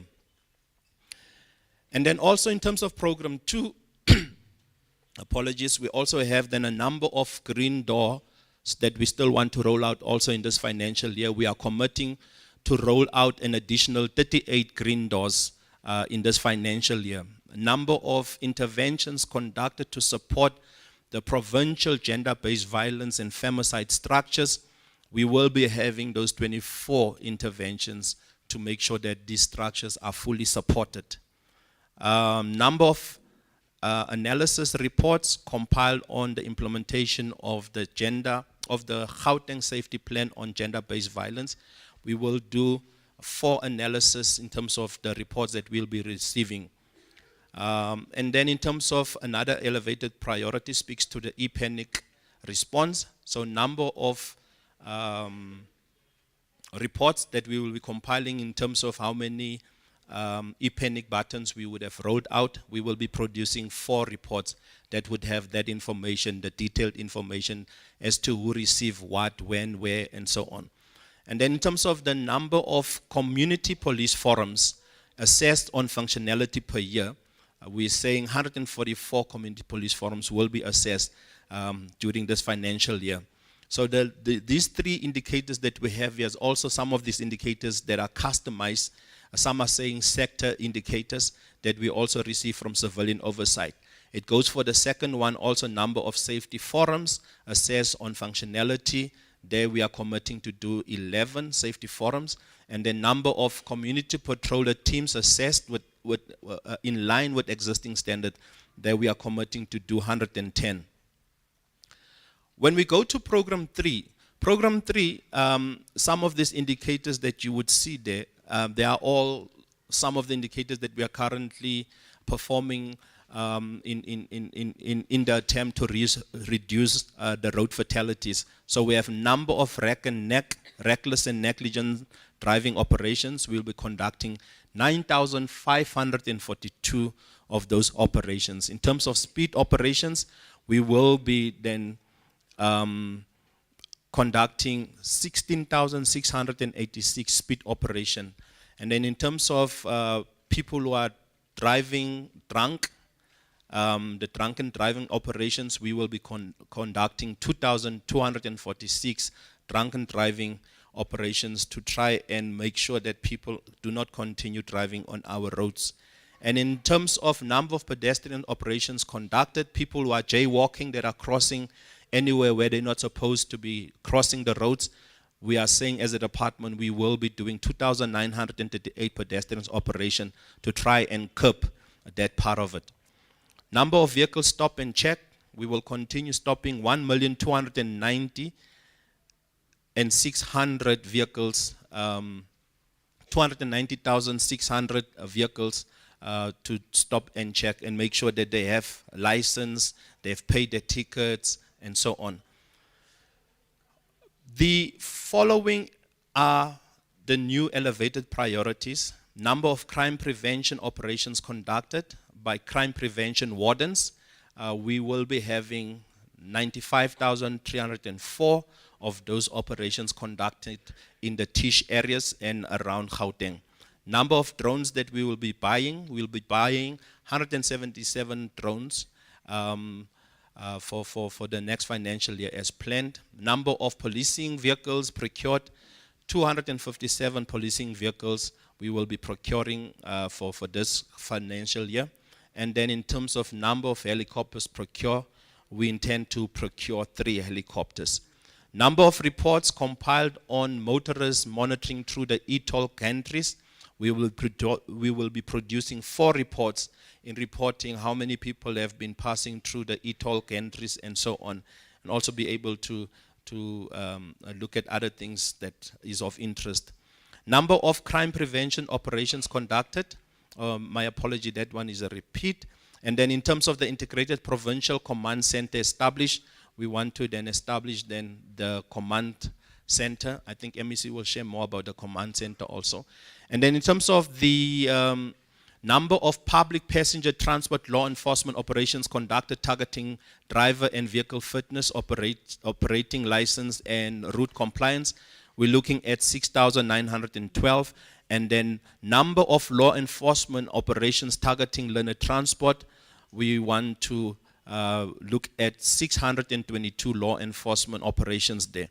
Number of vehicles that we are weighing, lorries that are traveling on our highway, which are sometimes damaging the highway. So we will be weighing 217,800 vehicles to make sure that they are not overloaded and so on. Number of road safety awareness, we will be doing 644 road safety awareness intervention. Number of schools involved in road safety education, we will be doing 634 schools involved in road safety education. Mainly it would be schools that are registered. And then number of road safety pedestrians education programs conducted, we're looking at 270 road safety pedestrian education programs conducted. And then the last indicator for the financial year would be number of road safety driver education programs conducted. We're also looking at 272. Then the budget that has been allocated for the financial year 23-24 as per the following programs. For administration, for administration in the first financial year, you're having 178,344. Provincial Secretariat, it's 268,689. And then for traffic management, it's then the 2,259,159, which gives us a total of 2,706,192. That would be for the financial year 23-24. And then as you can see to the outer years, that's where you would have the 2.4 and then 2.5 respectively. And in terms of the compensation, the total goods and services would be 594 million. And then in terms of transfer, it's the 4,488,000. And then capital payments of capital assets is 264,823,000. That would be what we have there. The elevated priorities, that's how we've budgeted for the elevated priorities. It's mainly then costing a new organizational structure as a result of the additional 6,000 peace wardens. We're looking at 991 million. And then tools of trade for them to be able to do their work, it's 156 million. And then cost of training, which will be ongoing, especially if you look at the outer years. For now, we've just budgeted 290, and the CFO will be expanding more on the outer years. And then cost of leasing of helicopters for now in this financial year, for now, while we have not procured them, we are leasing them at 21,600,000. And then the drones that we are buying at 25 million. And the training for drone operating pilots is 6,480,000, which gives us 1,491,000 and 177. Yeah. So that would bring me to the end of the presentation of the annual performance plan and the budget allocated for the financial year 23-24. Thank you, Chairperson. Thank you. Last comments, MEC? Are we fine? Okay, I'm going to allow members of the committee first to raise their issues, or should I start with the stakeholders? Okay, let's start with the members, and then you will then get an opportunity to engage. Ke kopa hore le be le notile the issues or the questions that you le batlang go di botsa. And like it chelo hore re tlo ba le time limit, and the time not time limit, but re tlo ba le allocated time per person, so that re tlo khona go ba le batho ba bangata ba tlo khonang go botsa dipotso tse actually tse mailana le with what has been presented. Member Kanyile, I'll be very generous, 3 minutes. Thank you, Chairperson. Thank you very much for the presentation. My first question is, I see that you continue to change the targets on road fatalities, reduction of road fatalities. Sometimes you talk of 12 and other times of 20. So can you be able to give us really what is the target you are setting? Next is that I see that you have established what you call a provincial gender-based coordinating office. I'm trying to understand the linkage between what you also say are the gender-based violence brigades, and at the same time you have MASP and WASP. How are you able to coordinate that, and what's the coordination within that? But in addition, you're saying that there's a focal point in the office of the Premier as well. If I can get a sense of how that's going to be coordinated. I'm glad on the green doors, I'm glad you're saying there's 38 that you are going to have extra, but are you able to indicate how, because if I understand they're supposed to be ward-based, how many more do you still have to go before you finalize them? And I accept that some of the responses you might not have now, so if you can receive them in writing later. Then on the crime prevention warden, it's something that I think a lot of us welcome, Chair, but I think one of the things that must be clarified by the MEC, because we get a lot of concern in the community saying that they were ward-based, but in some wards, people don't know how they were recruited. If you can be able to clarify that. And also how you are going to collaborate with the patrollers so that you avoid conflict when it comes to that. Are there any plans by you, MEC, to ensure that they are properly integrated in committees so that they are known, there's a program to get them to understand that? On the issue of 40 priority stations, it's also welcome, but I think there's always confusion because I now see you talking of 55 police stations in high crime areas. How are you going to manage that? In addition, you say there's something called a delivery support program, which aims to reduce crime by 62.5% in Gauteng. I'm trying to understand how you are going to be able to manage it. How do you identify these 40 police stations, but at some stage you say 55 of them? I hope I'm still, if I will step my time, Chair, just stop me. Then on the integrated crime and violence prevention strategy, Chair, I just want to find out from the MEC, maybe I should leave that because of time, but just on the cooperation with the local government, you talk of in the plans. You talk of the DDM, this district development model, and we're trying to find out: are you able to link that with the community safety forums? And I'm glad that you're saying that you're going to be mobilizing on the community safety forums. The last two, Chair, in fact, the last one is that on the elevated priorities, as we welcome that, and including the issue that you're focusing on the artificial intelligence. I just want to, I think there's a big issue that must be clarified. The budget that you are going to be considering now, are all these things that you're going to do on elevated priority all going to be funded from the department, or is there some that are funded from outside? And are you able to at some stage give us the numbers as to what is coming from outside and what is from the department? Thank you very much, Chair. Thank you. Member Mulobane, 3 minutes. Okay, I want to. No, thank you very much, Chairperson. Just a few things. The first one is about peace officers or peace wardens, and I'm happy that quite a number of issues or questions were raised by my colleague, Member Kanyile. I just want to get the link between the peace officers or peace wardens with SAPS. And the reason why I'm asking that, MEC, is because sometimes there'll be good work done by patrollers on the ground, but because there's a lot of undermining by SAPS, some of the cases are being ignored. So are we not going to get the same challenge that we have with the patrollers, Chair? The other issue is the issue of organogram.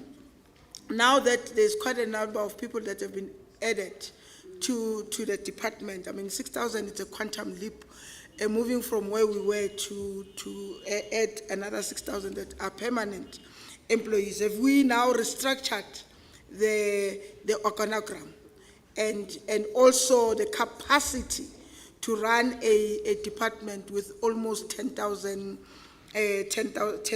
employees? And are the positions also changed? I mean, are we now going to see a situation where we have DDGs, etc., because of the capacity assessment? The other issue is the issue of the budget itself. There's a quantum leap, moving from 700 million to 2.7 billion. I mean, it's not even in 5,000% leap. Yeah, including the budget. So I just want to check the capacity to run such a budget and the status of the CFO and those that are under the HOD. Are they going to change? The other issue is the issue of the GBV, which is almost the last one. The GBV program, is it linked to the presidential summit and the resolutions that were taken at that summit? Are we also able as Gauteng to account when the next summit comes to say, Tina, this is how we responded to addressing the issues that were raised at that summit and the resolutions that were taken? But we are actually leading as Gauteng, but unfortunately, there is no proper reporting in terms of what we are actually doing. Thank you very much, sir. Member Bosch.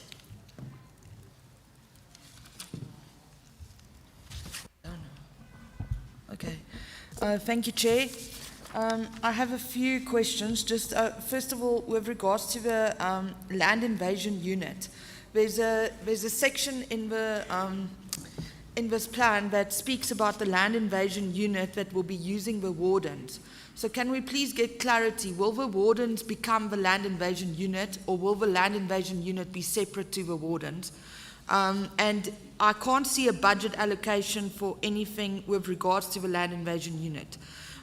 Then can we also get clarity, what exactly is the difference between the wardens and the patrollers? Is the wardens now replacing the patrollers? Or what is the situation there, so that we can just know for future? Then the tools of trade.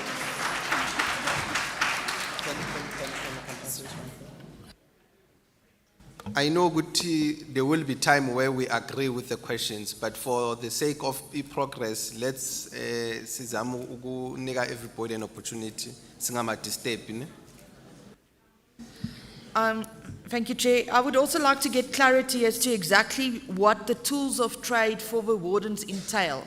Is it just uniform? Is it firearms? What exactly is the tools of trade that is budgeted for? Then I can't see a line item within the budget for aviation licenses. And we will need aviation licenses not only for the helicopters but also for the drones, etc. So can we just get clarity as to how exactly is that going to work? And then I really have to raise a concern with regards to the command center. A year ago, we also heard about the command center, and there's absolutely no progress happening with the command center. And what evidence-based data is being used for the deployment of the wardens, and where exactly will they be deployed? Because there's different communications that's coming out in the media space that has not been presented to us as a committee with regards to the wardens. Originally, it was said that the wardens would be allocated to every ward in the province. It has then changed to only the townships, and it has now changed to the top 40 stations. So can we please get clarity on that as well, and what evidence type of data is being used for the deployment and the allocation of these wardens? Thank you. Member Hoffman. Thank you, Chair. Much appreciated. Welcome to the MEC. Good morning. I've got a few questions, and I think the honourable members alluded to a lot of them. But I want to reiterate that there's a great misunderstanding among members of the community, myself, members of this committee, about what the wardens are doing, or what are the wardens going to do. With regards to a patroller, you know that there are certain restrictions on what they are able to do with regards to the law. And I want to know if these wardens are now peace officers, instilled with more or a broader range of things that they can do. Are they on the level of reservists, or are they on the level of a normal patrollers? With that being said, MEC, Chair, through you, we've seen a big show where vehicles have been displayed, BMWs, very nice vehicles, helicopters, all branded with warden stickers. And my question, MEC, would be this: are they allocated those vehicles? If they are they properly trained? Is there any sort of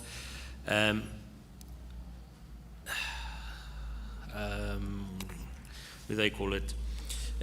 Will they be disciplined if those vehicles are vandalized or misused or mistreated? That's a big problem for me. We see that the police have got not enough vehicles to operate, so now we're releasing 256 vehicles, and I suppose it's to the wardens, and I think it could have been better utilized, giving it to the police self.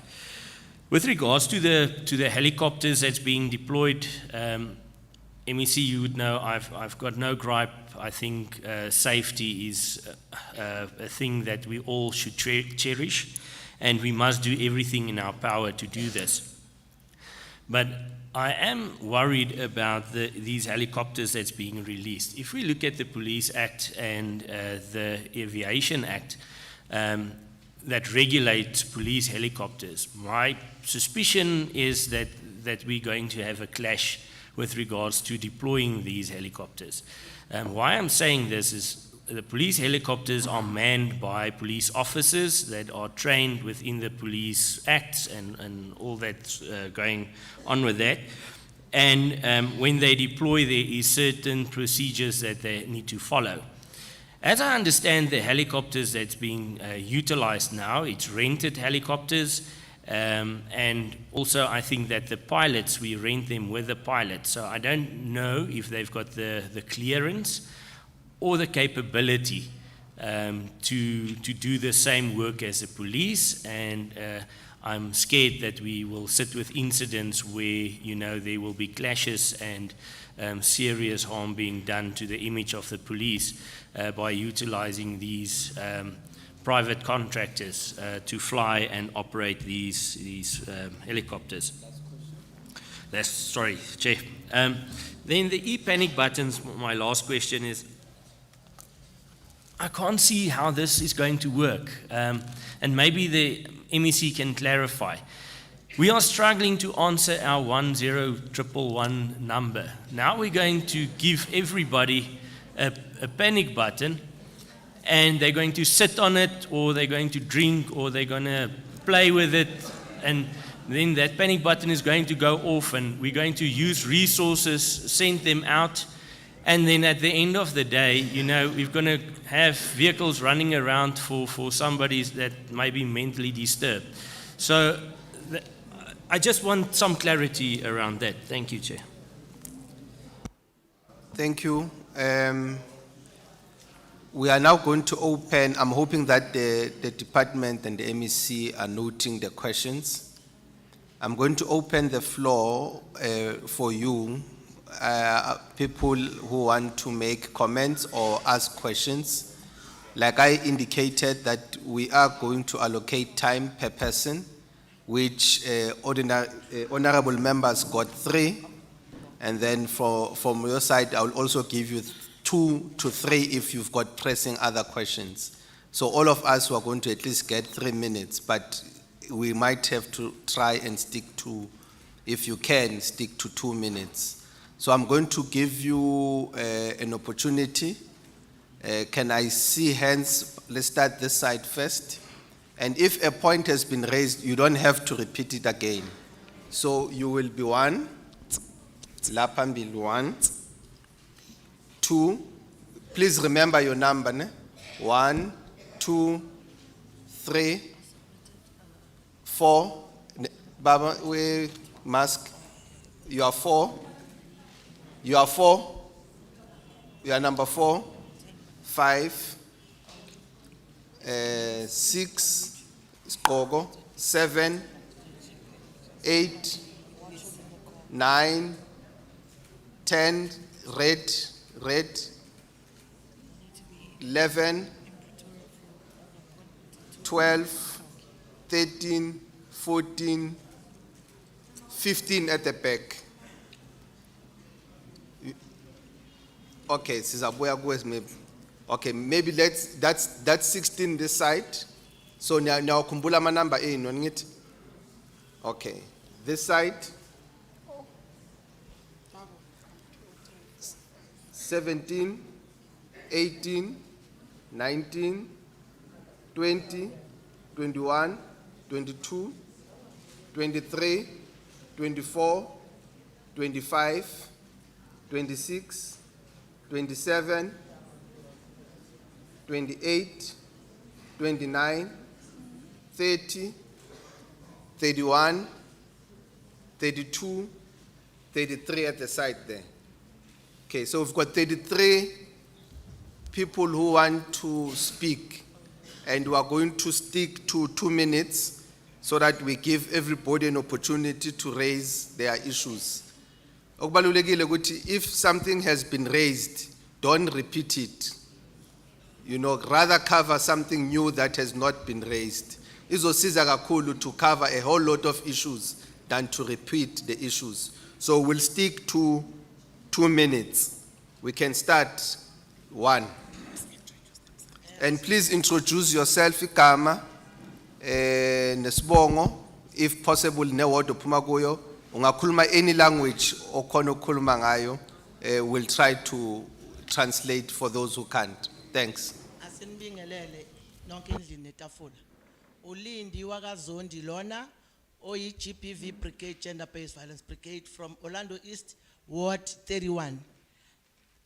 If ngikuzwe kahle sihlalo uthe ama questions plus nama comments. Mina ke ngicela ukukhomenta nge e-panic. I-panic le eintroduce MEC sorry. Isetshenziswa kakhulu yithi bantu be Gender Based Violence Brigade and ngicela ukutshela indlu nebandla lonke ukuthi yes iyasinceda asisayi ku 10111 or kuma ambulance sivele sipresse u-panic button within 3 minutes yonke into yenzeka yabo.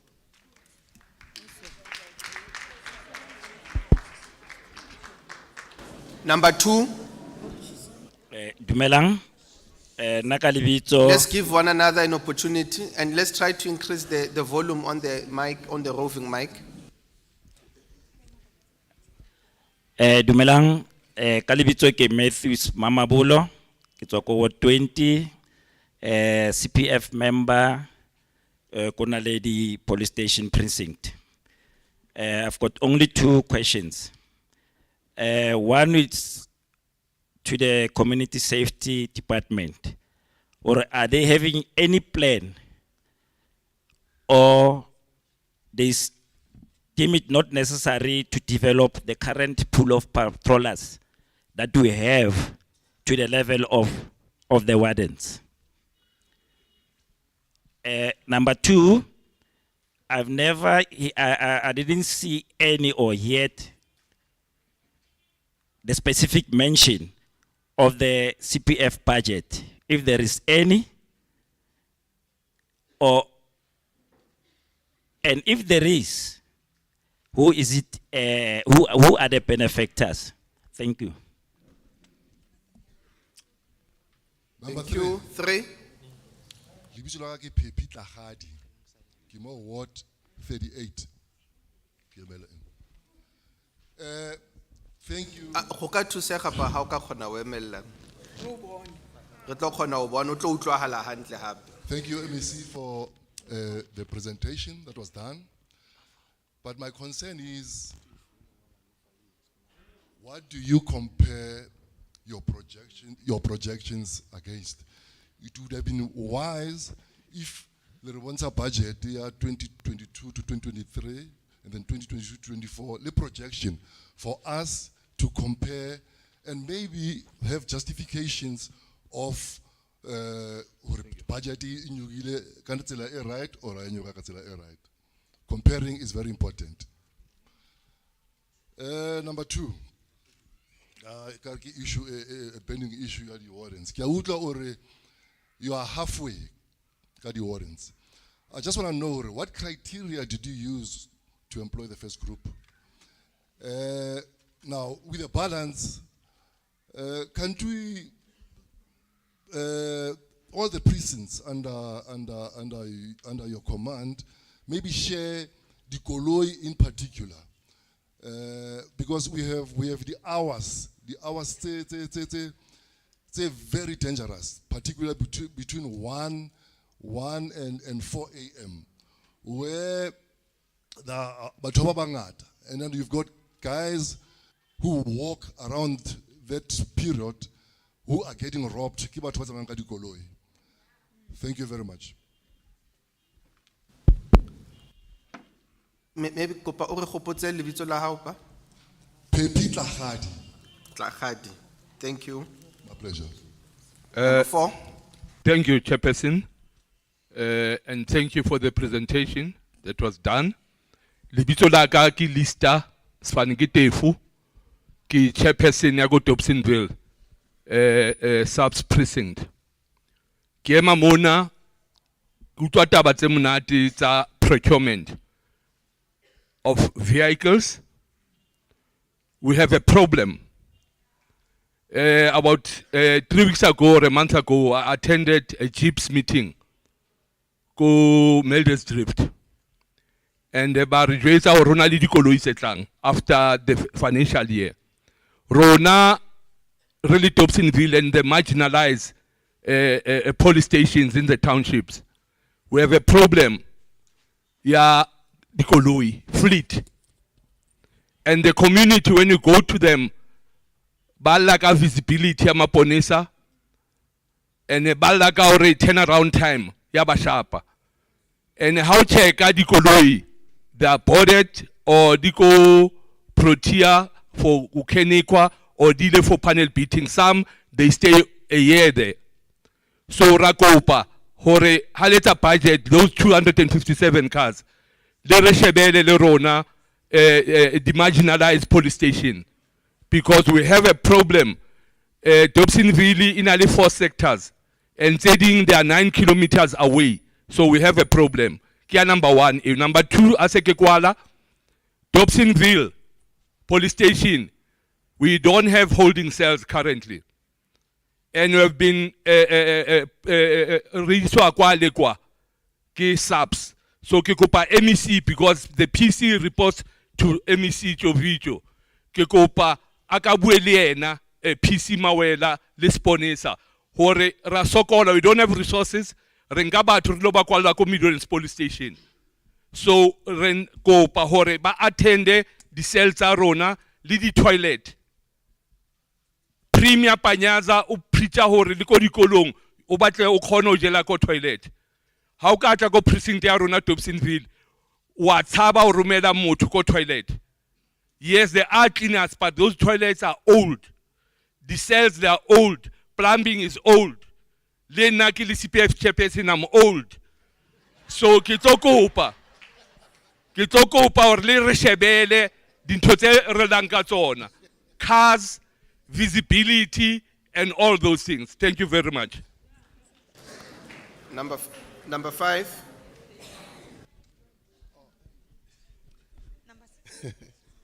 Sanbonani.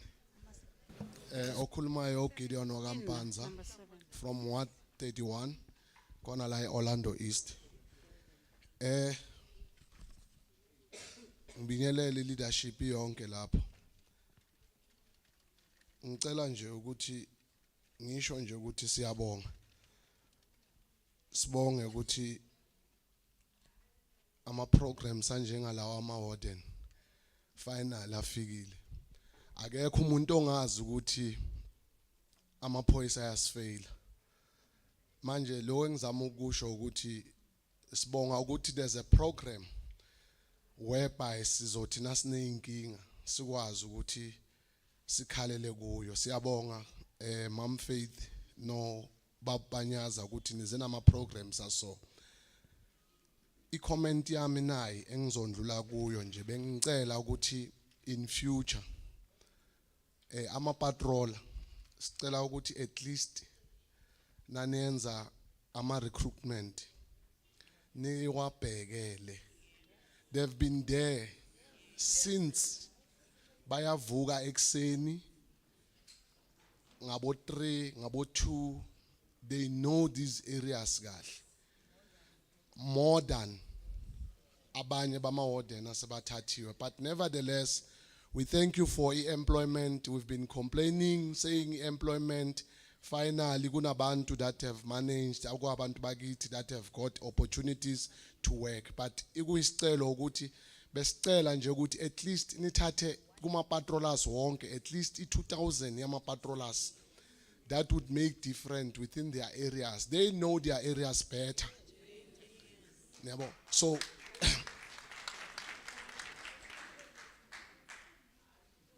it's a good initiative yama wardens. Siyacela so that singezi kuba nama questions. Sizocela ukuthi as patrollers ne CPF, let's continue and support this good initiative. Ebengifuna ukusho futhi ukuthi I-comment yami ukuthi let's remember Eyokugcina. Eyokugcina, yes. Eyokugcina ukuthi asikhumbuleni ukuthi as much as sibheka ama budget sikwazi ukuhlukanisa between ama suburb namalokishi. Abanye abantu nababuza imibuzo mayibuze kahle ku MEC bangayibuzi ngoba bahlala emasabapini. Bakhumbule ukuthi sihlala elokishini. So icrime yaselokishini necrime yasesabapini zihlukene kakhulu. So bengithi nje sike sikubheke lokho nasiloke sibuza imibuzo so that si accommodate kanjani thina abantu esiselokishini. Finally sikwazi ukusizeka. Ngiyabonga.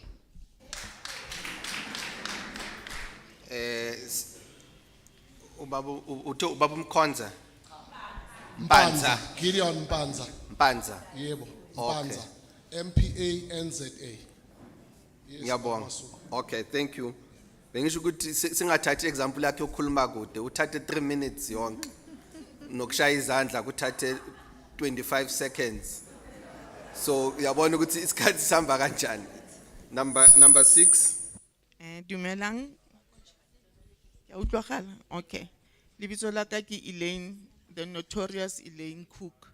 Yeah, surname ke Cook, COOKE. Now I'm very worried in my faith ka taba ya di uniforms tsa di patrollers. Di patrollers tsa rona ha di na uniform, they wear anything and aba shebege ba le representable. And le ga o etsa di uniform, ke a kopa gore ha o kopile size ya borukhu and all that, when they come to the offices, di tla di ngwetswe lebitso la motho because the CPF offices le di sector manager ba di nka bona di fella gona moo. Gona no there's uniform in blue a re itse gore felletse ka ntse go tla iyo. Secondly ke batla go kopa go botsa gore EPWPA ya rona schools ba gola more than the school safety guards wa bona. Difference ke eng mo bona le ba ba gatang ko dikolong because ba sebetsa ntho e one. But I think ba gola about 3.5 and then ba gola 2 something. And then when CPF was established, I've been there forever. From 2005, there was no age restriction. No hutuile anybody is a volunteer. But come to work, the standard of education is sabatliwe. But hona no, batho ba ba itse mosebetsi, ba jampiwa, ha ba krei mesebetsi. Go setse go batliwa grade 12. Kantine re kene re volunteera mo. And the lastly, e ke batlang go bua ka yona, ke gore we can't have our police being the reservists for so long. Go ka be go nkilwe le gona mo di reservisting mo gore go etswe di wardens tseo tse di leng teng because some of them are younger. My last one is go ka ba jwang ka gore mapodisa a haitse di area tsa rona. Mapodisa a ha katla e le gore go nkiwa mo rona mo ba youth gore di local mo every police station ke rona re nkiwa go nkwa di patrollers tsona tse ena di constable le di sergeant ba sebetse ntho e ka gore ha re ba batla ha bayo. So rona re tseba area better than they do. I am from Ward 33 and ke mo public safety. Number 7. Number 7. Dumelang. Ke leta Mofokeng from Morocco.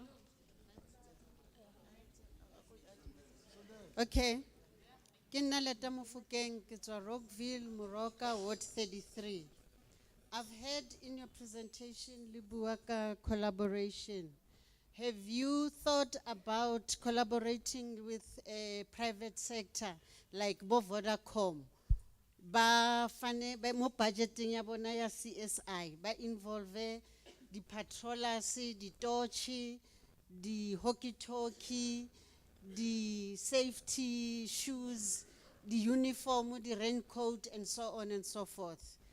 Last year, I went to Orange Farm. I was impressed. Ki di patroller tsa mole. Banali uniform, banali everything. Rona ko Rockville, I am a coordinator ya Block B Ndondo. I have to write to umphakathi, bahlali sicela ay donation ya matochi, bahlali sicela sekilicela. My new name is Bahlali Stella, and it's not on.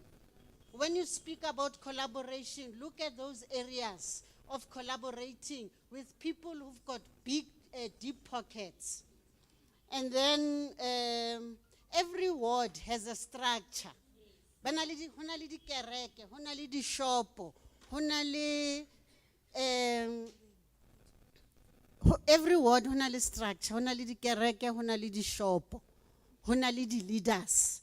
Ntho e ya di warden ke kopa khutlela ho yona. I saw it ka November e advertise itswe. Ka be ke nka ke ntsha screenshot ke nka link ke fa youth e ke tsebang hore e tlo thola mosebetsi o. Ba apply ba mpontsha. Mameleta re applyile.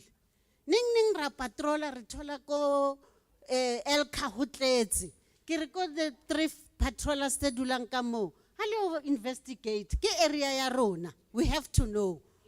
Kira our first citizen councillor hacho nix. Haba fitla mole baba blelo rabantu ba se Rockville in a sense of entitlement. Se a trainer la. Okay, banka di picture ba re bontsha. Be ke bua mo groupung hore hona le ntwe so etsahalang. Somebody a ba re ai rona re fa batho di address tsa rona hore batle. Ke kopaletseng audit. Ntwe ya pakali shoot case utle le Johnny mushumo o hona. It must come to an end. Moroka if ha o bulabuli, ha o thole help. You have to do audit ya hore mo shifting tshwantse ba ne le di language tse kaofela. Moroka ha o fitla o tlo bula case ka 5 o'clock. Ba o jotsa hore ba tsamaya. O tla dula mo le till 8-9. Nkile ka dula Moroka from 5 p.m. to 4 a.m. the next day. Remetse vene. Ba re vene ya block B. Yes, I driver hayo. Ka re mo bona ke tsala o tholo ke di load shedding tse 2 mo plekeng e 1 se haka. Let's try and wrap up, ma. Are you done? No, Just I'm not one done. point. No, you can't take more than other people. I Okay, think again we alright. have to be fair to everyone. Number 8. Sanmanani, Kalibito Kilerato Madijo Plus. Ke kopa ho botsa ke botsa hore is it true na ha una chelete or budget allocated for CPF members because ho thiwa di CPF ke di governance, so governance hadina budget allocated for bona. So ne ke kopa re hlalosetswe re ska waste nako ntse re botsa ntho e wana hore ana re tlo patalwa while ho tsibiwa hore ha una budget allocated for rona. The second one ke kopa ho botsa hore criteria e sebedisitsweng ho ira di brigade ke efeng, and re explain a lot per hot ba ikae, because there's no way what e kalang from block 1 to block 16 ebe inka another area which is central ebe le brigade A1. Issue ya di patrollers mo issue ya payment ya di patrollers te deployilweng ko sekolong, ke kopa ho botsa why can government yona it's a living wage ya motho standard living wage ke bo 3.5 upwards, mara ko di patrolling tse sebetsang tse deployilweng ko sekolong it's less than that, and why re tlameile re sign pampiri form ya EPWP while we don't end like EPWP. The second one, the third one. Third one. Yeah, the third one. Ke hore why say community safety is a shebi di contract or is a bueli di patrollers ka payment abaifang ba re etswa ko safety board the amount the GDE hiring ki serious because of safety yona ha inki di patrollers ko tlase serious. Thank you. Number 9. Sanbonani, unontsikelelo dladla ngibuye wo 13 eProtea Glen. Ebe ngicela ukwazi kahle kahle ukuthi kuzoze kube yinini bekufuna kuqashwa abantu like ama volunteer abawacabangi bacabanga mesazonceda.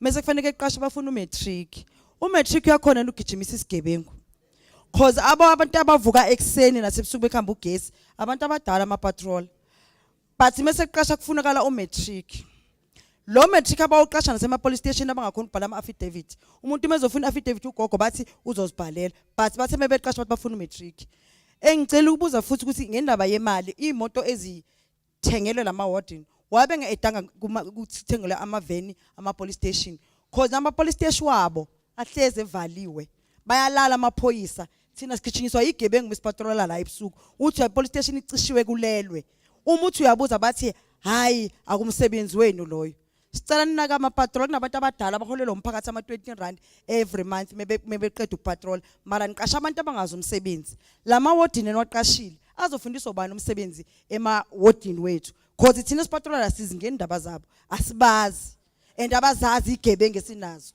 so ngizobona ukuthi bazofundiswa ubani umsebenzi wakulelo kasi ngoba imoto ayikhona ungene ugijima ingene emakasi amancane ngoba isigebengu siyajumpa thina sazazi sijumpela kuphi lo mkashilo esingamazi uzosithola kanjani isigebengu ama trap house uzowatshengisa ubani ngoba zo ama patroller akhona endaweni ngiyabonga. Thank you. Number 11, number 10 has said good is covered or ufuna ukuzisholo. Number 10. 11.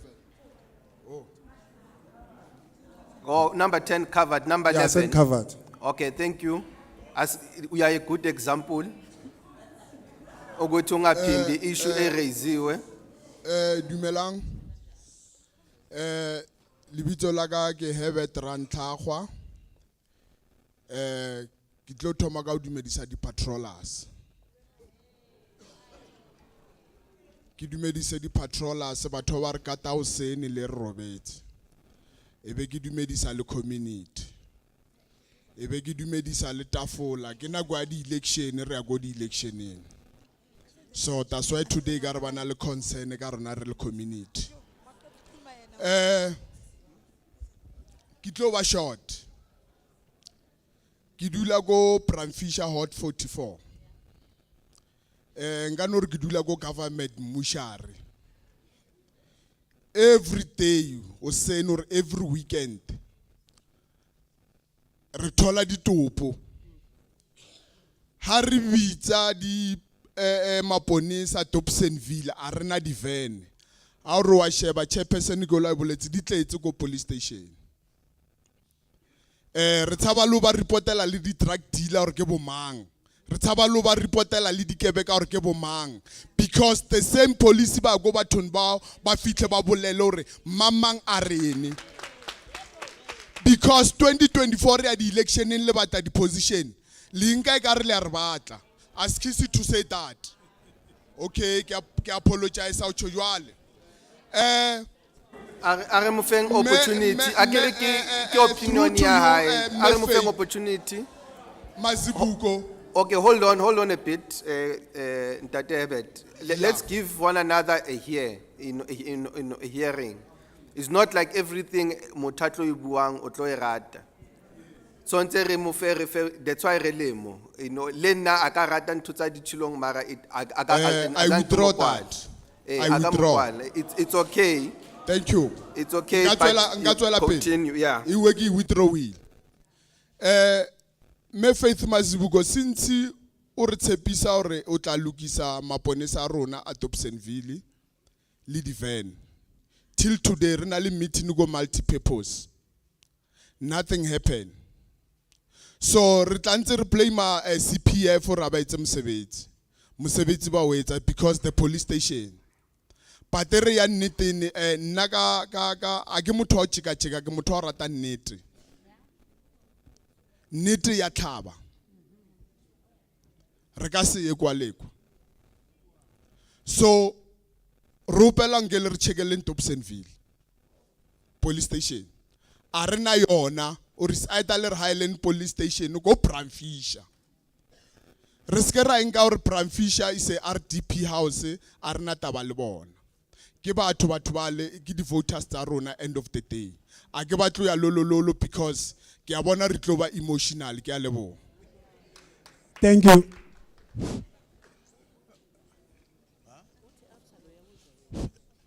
Dumela. Lebitso ke Leonard Mushwana ke tswa ko government Musharez e Beta Village. Na concern ya ka ya ko Faith Mazubuko MEC le ntate le provincial commissioner Tate Mawela.Rile ke le personally ke buletse le batho ba face to face ka ba ngwala di email or Bram Fisher is a hotspot.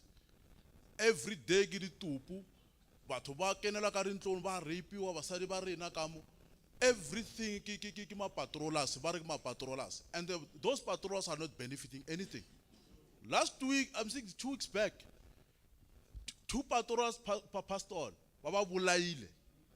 Government I tlang itle kwa itlo simpasa batho ke family. It's very painful. And they wanna know Arbulela, some of you here, you're howling. And this is serious issue. The patrollers, the police are not doing nothing. And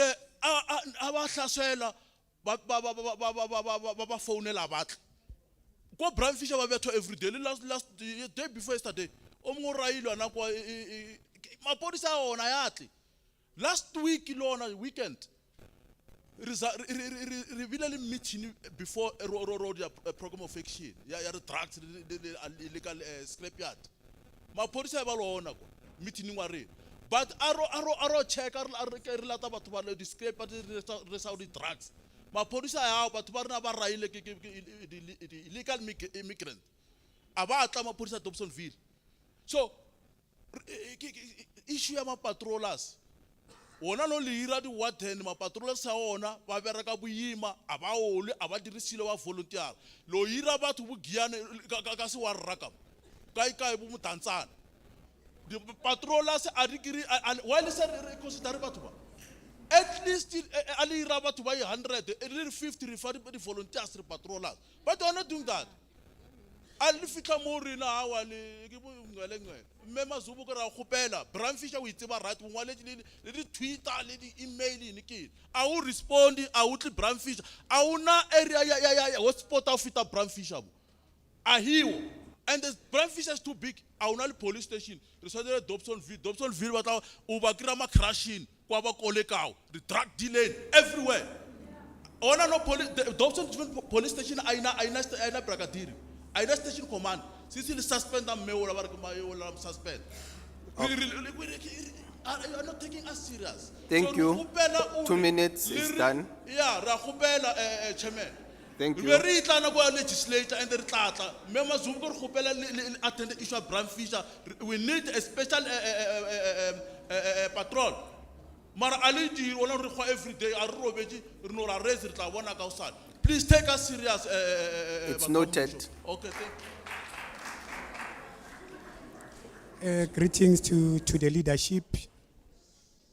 Maybe let me greet everyone present here. And I'm scared to introduce my name due to the comment that people from Limpopo are now suffocating Gauteng. But we all know that Gauteng is a cosmopolitan province, meaning that there is no one that can claim that he's a bona fide of Gauteng. Chairperson, can we be protected? You are protected. Like I said, not everything that is said you are going to like. Yes. Thank you, Chair. And if maybe I tshware hantle and wana ka go tlo disturb a meeting, shapiwa ke moya then o tla khutla o le come. Thanks very much, Chair. Unfortunately, that's how democracy works. We give one another an opportunity to speak. Unless a re batle hore re etse jwalo, then it's better re etse something else. Kana ko e re ntseng here. So are tlhompeng batho who are here. Let's give one another an opportunity. Please introduce yourself also. Thanks, Chair. My name is Themba Makubela. First, I would like to commend the Gauteng government for adopting a program called Teach, meaning that their priority will be focused on township, informal settlement, and hostels. We want to commend you, and we have seen that we have already started to focus all your programs towards these areas as strategic intervention. Mine, Chair, is on the issue of bylaw enforcement. I know that it is a local competency, but as part of a force multiplier, as the MEC has alluded to say the introducing of ward wardens, can their scope of work be extended on bylaw enforcement? Because when you move around, you see people doing illegal dumping, having trading on undesignated areas. And if those things are not managed, we will have problem, because some of these things, they contribute towards crime, especially the illegal scrapyards. I will appreciate that if the safety wardens can be extended the scope of work or mandate in relation to also look into issues of bylaw enforcement. And then, Chair, I was hoping that we will also get the report or an information on how the department is going to capacitate or introduce the Ward Safety Intelligence Committee. When you opened this meeting, you alluded to the fact that when you wake up this morning, the area was burning. It can't be that, Chair. So part of introducing the Ward Intelligence Committee. Let's try to wrap up. Okay, Chair. In conclusion, on this one of Ward Intelligence Committee, because every street, they have an information. Every house, every shack, they know. But let us formalize that committee so that we also look into issues of preventative measures. I thank you. Thank you. Sanibonani Chair. Nebandla lapho Number ngaphambili. 14. Number 14, yes. Igama uNceba wakwaNdube from eNaturena, Ward 119. Ngihamba nethimba lami lana. I must first say ukuthi I'm so disappointed by seeing ukuthi ama-patrollers are so disrespected and they are not taken seriously. I see in front of me empty chairs. That's a sign of not showing interest in what we are here for. Where are those people that were sitting there? Are they not interested in what we are trying to say or the message that we're trying to put across? They show no interest. Are you guys taking patrollers seriously? Or is just a talk show? It's worrying. It's really worrying. Anyways, it's fine. In Nabayama Wardens, it's a burning issue, and it's been brought into our attention many a times. I'm in public safety, Ward 119. Currently, we've been faced with cable theft and everything. A community, I will be specific, Naturena, took it into their own hands in protecting and trying to protect their infrastructure. Are the wardens going to do that? Did you even consider Uguti, who's been on the ground all along? Konamanje, there were 6,000 vacancies. There's only 4,000. I believe so. There's only 4,000. And even with that 4,000, I suspect Uguti konum konyof. Abantu abagcwele udaga amabhutsu wabo bahlizila.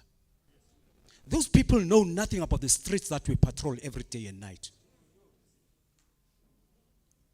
We've been given a plate of, I don't want to say it. No, I respect those people in as much that they don't respect us. But I respect you. But again, I will say, Mamchovicho, you're doing your best, but at times, I've been with CPF mina since from 2004, if I'm not mistaken. I made friends with the late Umam Stompi. who died for a community yakhe. That lady I respect. May her soul rest in peace. So besicela ukuthi nisimamele ikhalo zethu. Go back to the drawing board. Bengicela just One I second. know, sorry. One sorry, second, no. please, Angit please, when please, we obokhuluma please. nge-respect out there. Yes, Yes. ngicela So ningi-respecte Comrade nami, ngoba nami Neva, ngingirespectile, yes, ngiyacela. I'm respecting Please, you. I've got I've one given you request, 3 one minutes. request. Yes, one request. Yes, one request. One request. Yes, Yes, please. Yeah. Bamasuku sine lokhuzana sine a satellite CPF office that was donated in Naturena by one of the companies that were doing in construction. Itoilet yakhona ayisebenzi, amaphoyisa cannot come and certify, they only come once a week. We need to bring a service amaphoyisa closer to the people. That's our request from the department. Siyabonga. It's noted. Sanibona nomphakathi. Nani bonke salibulisa. Nakina gift sibata, ke tlo bolela ka Sepedi. Ke a le dumedisha ba gesho. Ke re ma CPF ra utlwa taba tša lena di bohloko. Nna ke tswa ke le ka Bramfisher. Bramfisher ke dumping site, Mamfeiti ka hore wa e tseba. Ra le crime entši ka mo Bramfisher ka mole wa tseba le wena. And ntho e re nyakang ka Bramfisher, maponisa Dobsonville aba bereke ko Bramfisher kwa. Ntho e berekang ke tsotso ya ho ya ko di mining kwa, ko ma crashes nka. Le batho ba le ba rekisa mo tseleng mola, le ba le ba di drugs. And di drugs ko Bramfisher ra tseba re direkishwa mo kae. Ko di scrap yard. Last ibile ra tswa le community ra kena scrap yard door to door. Re le community. Re krele di drugs ko Bramfisher tse ngata hampe. And ra lebela di scrap yard tse. A se tsa batho ba ka mo South Africa. This is the problem. Mamfeiti re gopela hore di scrap yard tsa ko Bramfisher from today re kopa di wo ko fasa re sa batla di scrap yard ko Bramfisher. Di legal mine tsela ko Bramfisher. Batho ba le ba bola batho ko Bramfisher every day. Ke stopo ko Bramfisher. Ma patrola a shwa ka Bramfisher. Ebile ba tshaba lo patrola. House to house batho ba ntse 50 rand. O support government a re ho patala ma patrola. Mara still is not safe. Ra le gopela bo Mamfeiti re gopela re tlile le Bramfisher. Bramfisher ke a tseba re ho dula batho or ho dula eng, because one of the good day batho ba Bramfisher ba tlo thotha ba tshaba ba tloela ntlo tsa bona because ba ba tlhokomesegang ka teng ko Bramfisher.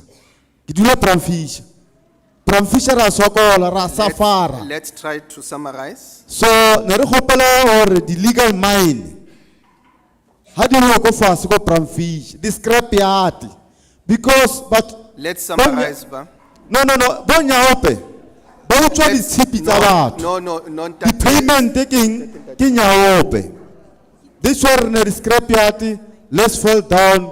Last week in Let's no. We are No, not. Tato you are being Banya, unfair. 2 minutes, please. No. Okay, No. no, thank you. The scrap yard is a Bramfisher Mamfeiti from this week.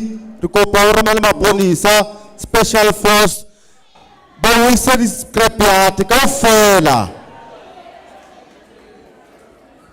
So we are coming this side now, and I want to indicate and ke le gopotse hore the issue ya the wardens has been asked in different forms and ways, that the response should be forthcoming from the department as we speak. They are preparing it so that they will respond the criteria, the audit that has been done, the deployment criteria, where the deployment is done, and the numbers, and the issue of who was taken, because there is an indication that most people who were taken were not even from the wards. So that issue of crime prevention wardens has been covered.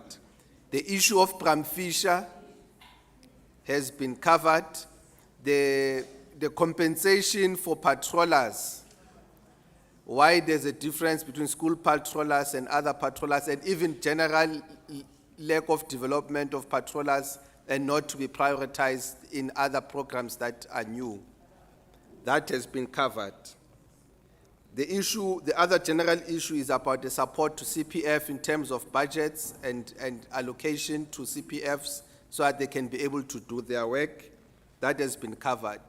The conduct of police has been raised, particularly the one in Dobsonville, but generally there's a general comment about lack of resources for policing to happen as it's been raised. So those issues are issues that have been raised. And I'm hoping that we try not to repeat them unless there's something specific in those issues that you want to actually raise. And I will then hand over again to the next person, I think number 16. Thank you. And let's stick to 2 minutes. Reska it's like the last, kima utek is Sibatan? From Bramfish, utek kimang? Sibat. Okay, Reska it's like yena. He's not a good example.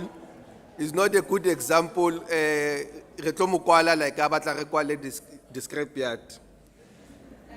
Thank you. Number 16. Sanmonani. Nijani. Kamala mubonkosi hlatshwayo. Bathene bangizala bathi sayibonga inkosi. Igama elinye aka Bobo. Njengoba ngubobo kanje ngifuna ukunithipha abantu abadala. Khona into enizele la imali asama solutions. Everyone is talking about money, not solutions. Mina ngibuya ku community crime prevention ngayiqala ezone 5 la eMidlands. Ngizwele abantu bastrategizile ukuthi bona ilokuthi bazolirana kanjani. Thina abakazi kithi. Because thina ezone 5 asina crime. Thina ezone 5 silala si naked. We are no longer locking doors. Thina ezone 5 amabhedi awalahleki. Thina ezone 5 sisibambele. We are not CPOF. We are not police. We are not whatever you call it. Tina see crime. So community crime prevention. See community. See tina ngowethu. Cause see a school singabo sign over no students. So we know these things. We know how to run our streets. Jongo putata zalelwanga latina zalelwe la. So la lenda wole eyethu. Njoba we yethu kanje ne. It's true. Tina yekela no CPF. Bamelani neyikhundla cabe ngalani laba abancane abazayo like manje you guys nifuna imisebenzi abantwana benu abana 21 22 23 24 you are not talking about them, you are talking about you guys. So bengicela ngiqala ku community ngiyaxolisa baba bengicela community, can you grow? Yeah, can you do things? Can you do things for abantwana bethu? No, sorry. Okay, can we give him an opportunity to say something? Then it means it's a valid meeting. Good say a valid meeting. Because it is lento lena. If anfuna abanye bakhulume and abanye bavumele, ngono si valid meeting. Then we won't have any progress. Angithi wonke umuntu simamele, wonke umuntu ukhulumile, akekho noyiwane esithanga sakhuluma. So asivumelaneni ukuthi sizosebenzisana kanjalo. Bantu abadala. Bonkosi. Nami so over isikhathi. Ngicela uzama ukusummarize your last point. So njengoba ngitshela ukuthi nasi community crime prevention. Ungambuza baba le into egreen lelisayo bayibiza is a crime prevention yini warning uyangithola. So these people whatever abayiplanile they took it from a group yethu thina planet practice sinayo from WhatsApp group. Angithi ngizama ukunibonisa abafethu nekelela ukulwa let's come with solutions not silweni bafethu anginilwisi angizenzi ngcono. I'm talking about into esesizenzile thina We are not planning. Here they are planning. I'm talking about the progress now. It's in zone 5. Abantwana bagwazanayo abakapanayo abantwana benu yithi esibagadayo. So you guys, it's up to you guys. You have to take it. Ngibonga lapho. Sesibongile. Number 17. Number 17.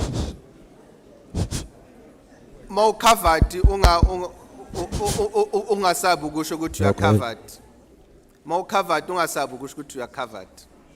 Okay, good afternoon, bahlonishwa nomphakathi. Mina ngu Eric Umafuyeka from Ward 37. I'm a former Ward Committee member yase Johannesburg, and now I'm a former member of the Ministerial National Road Safety Advisory Council under the RTMC. My first question ebengicela ukuyibuza yile ngize ngama questions and solutions. The first one yama warden. The training of our wardens. We've got this thing NQF level. Asazi ukuthi in which qualification do they fall under? Because traffic officers, they fall under NQF level 4. Now has been raised to 6. So they call these people, these wardens, microwave, 2-minute noodle microwave training. Because now training here really cannot match the intensity of crime outside. And point number 2, bengicela ukubuza ku MMC wethu, MEC wethu, ukuthi this crime prevention wardens as learners, why did they not merge or blend them with experienced?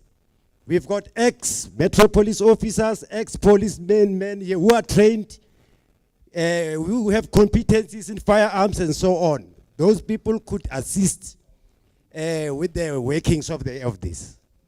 The last one is road safety in learner transport. Our children, I'm a road safety practitioner, so I'm worried about our children. When 2 elephants fight, the grass suffers. So our children are suffering. There's no training whatsoever for abantwana bethu abancane.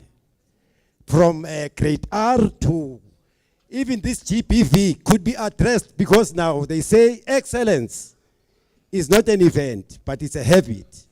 So if we don't train labantwana bethu abancane basasebancane, what do we expect? Kuthiwa an idle brain is the devil's workshop. Let's summarize, Baba. Youth here too. Akusana ma sports facilities. Besinama race tracks. Bogunama choir. Bogunani. Abantwana bethu they are idling. So we request our province to do something. Ngoba learner transport. Our children are being driven on moving coffins. They call them abantwana bethu is a scholar. Really.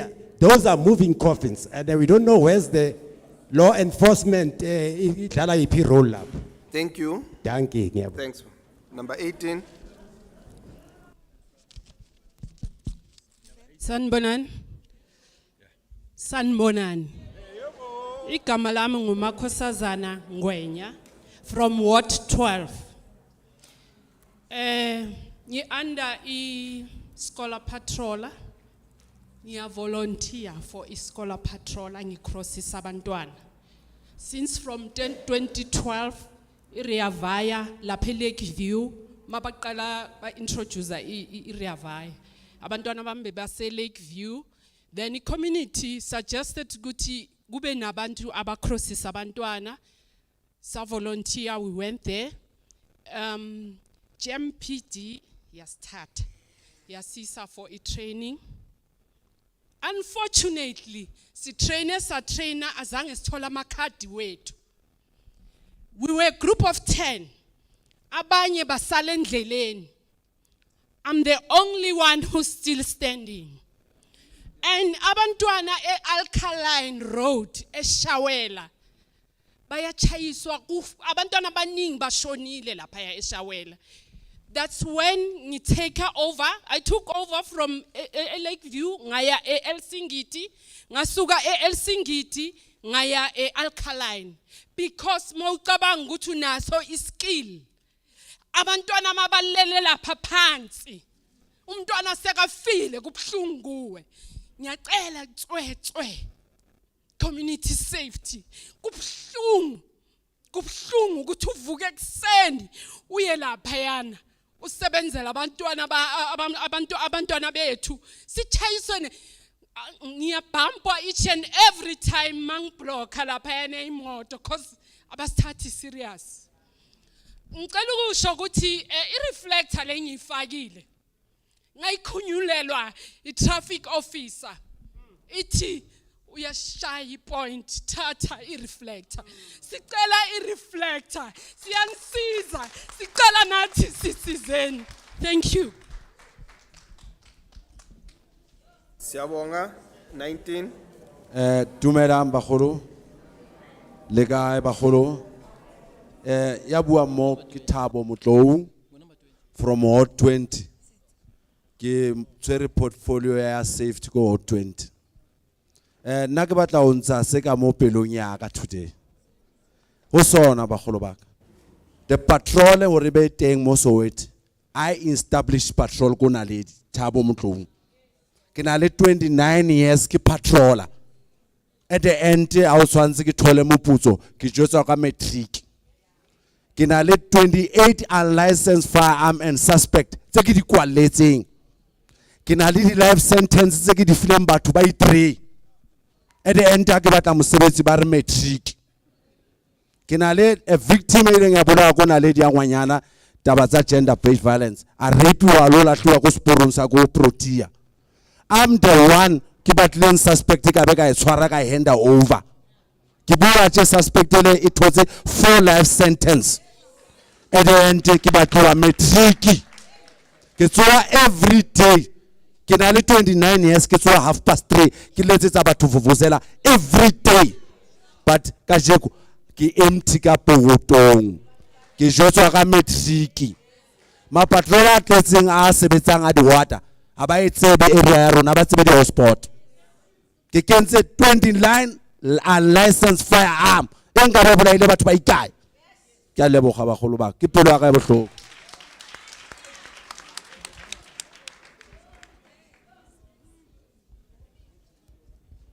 Sanibonani mphakathi. Committee members ne leadership MEC. Igama umuzi lo. I'm from Ward 53. Mina nginembuzo e3 nje kuphela. According to ilento le performance plan le sitholile la. Bathi bazoyenza ama assessments 144 for the functionality of CPF. So we just wanted to get a sense ukuthi was this done for the previous year and the report itheni. If there is a report, share yona so we can go through yona. Second question, according to the performance report, bathi kuzoba nama 38 yama green doors as a roller out. Do you perhaps know ama area where these green doors will be rolled out? According to the performance plan, it speaks about ama indicators increasing from 40 to 60. So we just want to get a sense, Yoguti, for the previous financial year, where these 40 met, for them to be increased by 60, is it going to be possible for each department to meet these 60 indicators? Siabo. Thank you.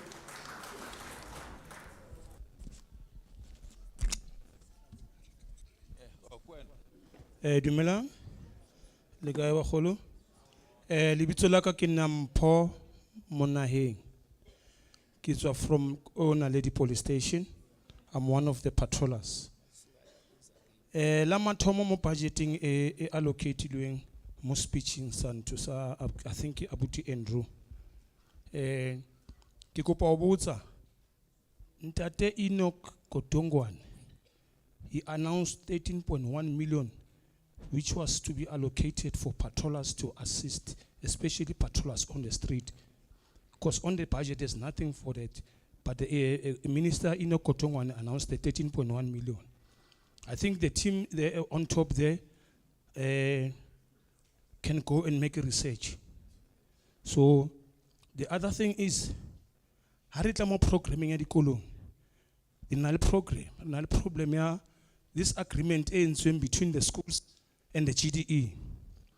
Our patrollers, they are shorter in terms of manpower. Because at sometimes, take an example, high school, o sebetsa only one mtshegare. How gating o tloa gating o assess escort motho ko officing o sala mo gating. Can also the department, when they make their agreement with the GDE, consider at least add 2 more people or 3 more people, because there's a lot of patrollers on the streets. Again, there's 2,640 cents that is being allocated for each and every patroller every month. My question is, what is that 40 cents coming from? Can also that be explained? Because and other people have already, I don't want to go back to issues that have been mentioned.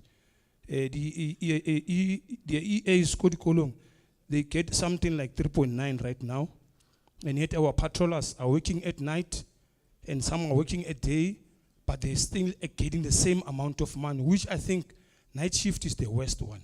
In high schools, there's a lot of vandalization by students, using of drugs during the day, and some of them, they are carrying weapons and they're threatening our members. I think, if I'm not mistaken, in Tembisa, one of the teachers was killed by a student. So guys, we're in a problem. On the budget allocation again by Andrew, I didn't hear anything about the fight against drugs, because we at CPF level or patroller level, we keep sending addresses to our police whereby drugs are being sold there, but still, instead of those houses are being, they are getting reduced, they are adding more. They are adding more houses. They are adding more houses. Let's summarize. Let me give the last point. By the way, sengizwe abantu bakhulume ngakhona in this panel today. Mam Faith Mazibuko, ngqongqoshe wami, you are doing your best, I know. But here is extra hands to help you. Consider them. Thank you. Thank you. 22. When you are covered, ungasho ukuthi covered. Singaphinda phindi ama points. I think the issue joba bengishilo in issue of considering and prioritizing and focusing on patrollers. It's a matter that has been raised. The department will respond and will try to also summarize to make sure that we hold the department accountable on how they're going to follow the process of empowering patrollers, because it's the same concern that we are sharing. So I think that matter, we shouldn't, I think, repeat it. Let's try and raise new matters that have not been raised or something that is new. Thank you. Igama nguGugu from Award 39. My question is around the command center. Command center, we'd like to know its location.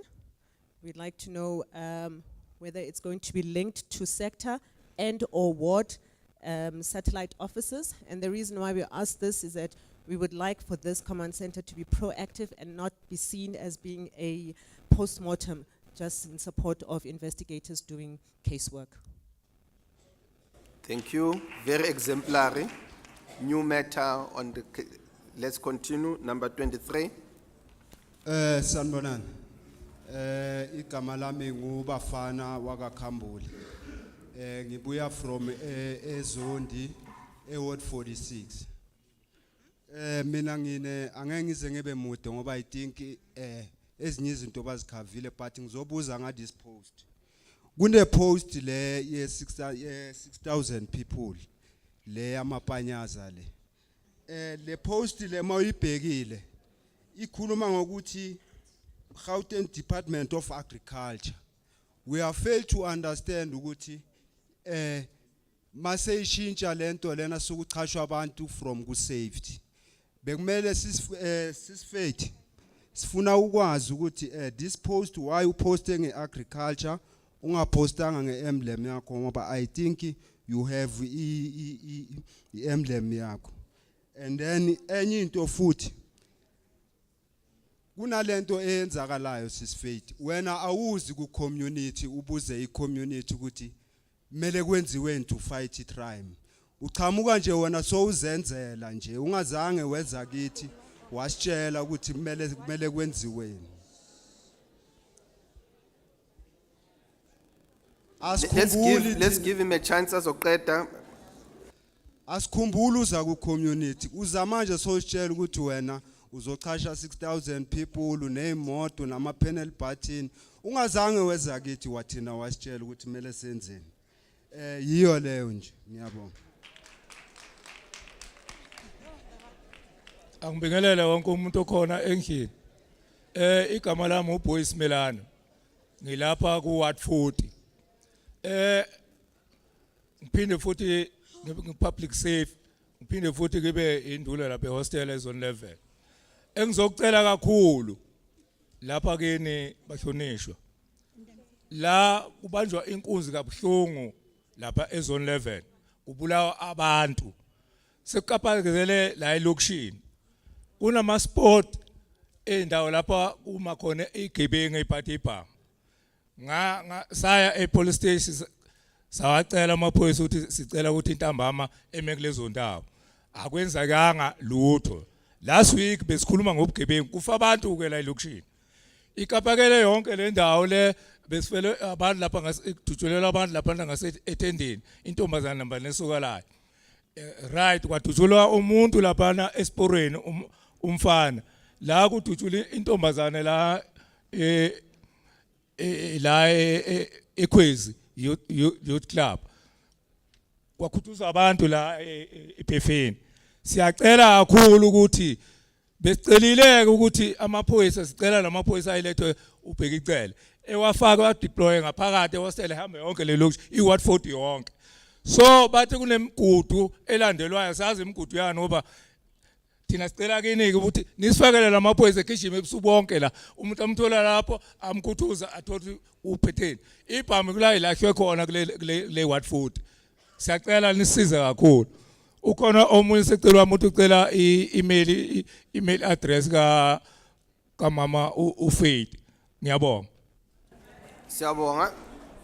25.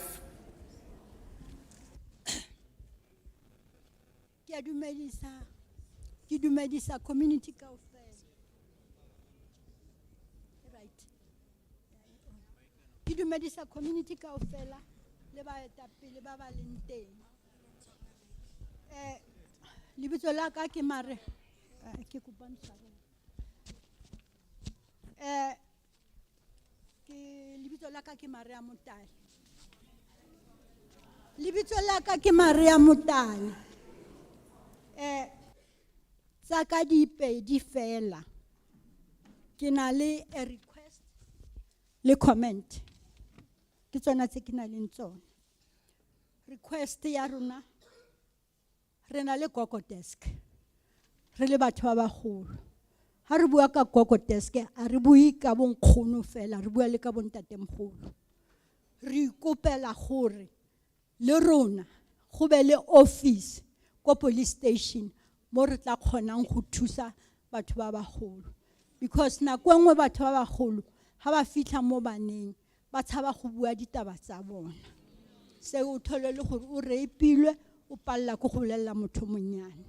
That is why re kopa. Ya bobedi ke kopa gore di panic buttons le rona re le batho ba bagolo ra di kopa because ka mo dintlong tse ding o thole nkgono a le 1 ha kenellwa ke motho ha ka ba le panic button a khone gore a ka e sebedisa so that a etse community e be aware. Ke kena mo di commentsing nna ke rata go leboga taba ya di helicopter. Why ke leboga taba ya di helicopter? Kana kongwe le ha o founela ko police station motlhomong o kreile gore go a delay. But at the end of the day motlhomong ga ile gore transport ya diega, the helicopter will be able to assist. I didn't tse di khazang fela ha di fufa kwa go godimo. Di tlo khona go thusa ga ile gore motlhomong say for instance ke bua ka taba ya hijacking e dikoloi. Una le nkgono le a mo mathisa le mo mathisetsa ko sepetlele botsotsi ba tlo hijacka koloi ego ba nke nkgono ba mo latlhele kwa ba hijacke koloi kante ha helicopter e le teng e tlo khona go tracer that car e leng gore e utswitswe. Ya di last ke rata go leboga ke leboge di petrollers ke leboge di brigades di a se ba sebetsa nna ko ke dulang teng a ke tsebe ko gong gore motlhomong ga di bereke rona as communities ha re ka etsa gore re sebedisane mmogo le di petrollers le di brigades because the brigades ha o di bitsa ha ba butse gore ba jump na they just jump a ke batle go senya nako I'll talk more gore ba etsa eng ke yona tebogo ya ka eo thank you very much. Thank you, Ma. 26. I'm number 28, Honorable Masuku. It's just that others probably were covered. Oh, I think they are covered. Yes. Siyababonga kakhulu. Thank you. I had igama lam nguNobamba Xaba ngihlale ward 39. I had 6 points, but the other 3 or 4, it looks like I'm covered. So I'm just going to say 2. Concern yam kakhulu, it's the land invasions. As to how are they going to curb it, because sometimes uqala namhlanje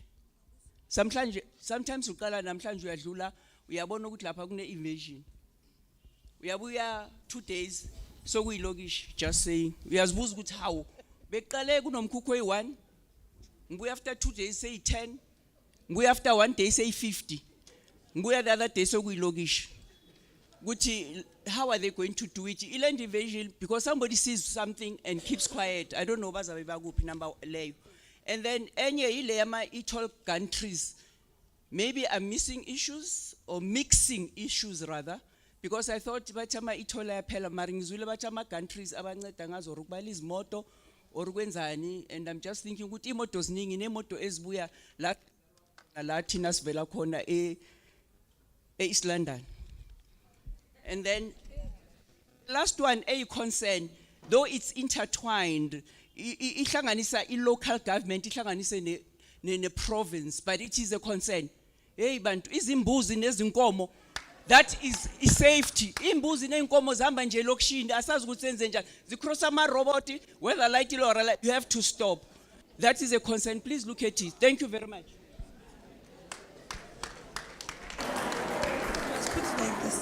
29. 29. Sanbonan nonke. My name is Karabo. I'm a young person from Youth Desk. Uthe ubani igama? Karabo Magong. Uthe ubani igama? Karabo Magong. Oh, Karabo. Okay. Okay. I'm a young person from Menaledi Youth Desk. I'm also a member of a CPF. So, nama question lana lengize kuqala ngokuyibuza ukuthi amawarden wana umsebenzi wabo yini masingazi ukuthi basebenzani ngoba sibabone police station baya certify. Then second S2 sicela ipolice station eyethu enhla konke ama police station is 24 hours, but sithola is a secondary victimization from amaphoyisa mostly during the night. So singacela ukuthi iVC ibe 24 hours nayo.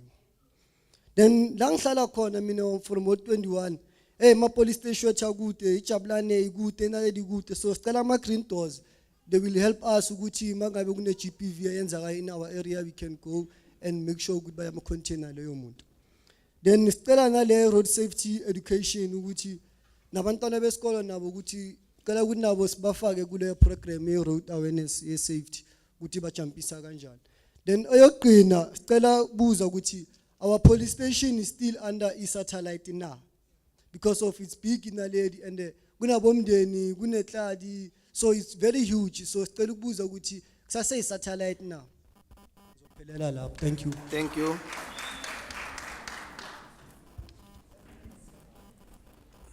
Sanbonani. Mina ngu Leroy Wagamlambo. Mom Faith, first question. And serious young shop. Ama drones. As well, are we doing Fast and Furious? I think the Malama drones, though, you should be paying people now and employ more people. Then secondly, why don't you Manama function amakhulu, you with the government people, you know how to call the military veterans to come and help you. Kulama green beans and wakalil, tatanama CPF, tatanama military veterans. Don't you think good senior coup baked beans in our right to prevent crime? And which is true. And then the other point, I think military veterans all over, especially STU, misundermine too much. But when you need us, we must come running for you. Mom Faith, we respect you, oh mama, oh auntie, we are everything. We respect you. But Konamaja, the military veterans are not working. You go open, Mantel Sekela, ama green beans out of a casletu, CPF, MKVA, we can make it cook baked beans right.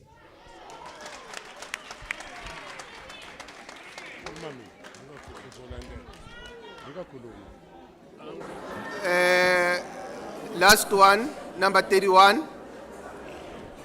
Ogcina, number 31. No, sekunezandla ezintsha manje. No, sekunezandla ezintsha.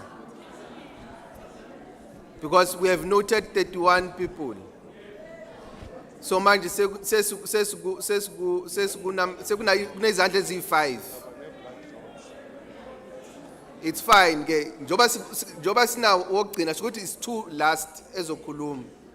Manje lezi ezi5 sizobona if issue yabo is not covered. Ungaqala baba. Umola kanakyala into emandi manibulele sihlalo uvuyisile umabhaxa lo e38 iCPF patroller ndiyacinga sihlalo isummary yakho iphanse yandenza redundant kodwa nansi into apha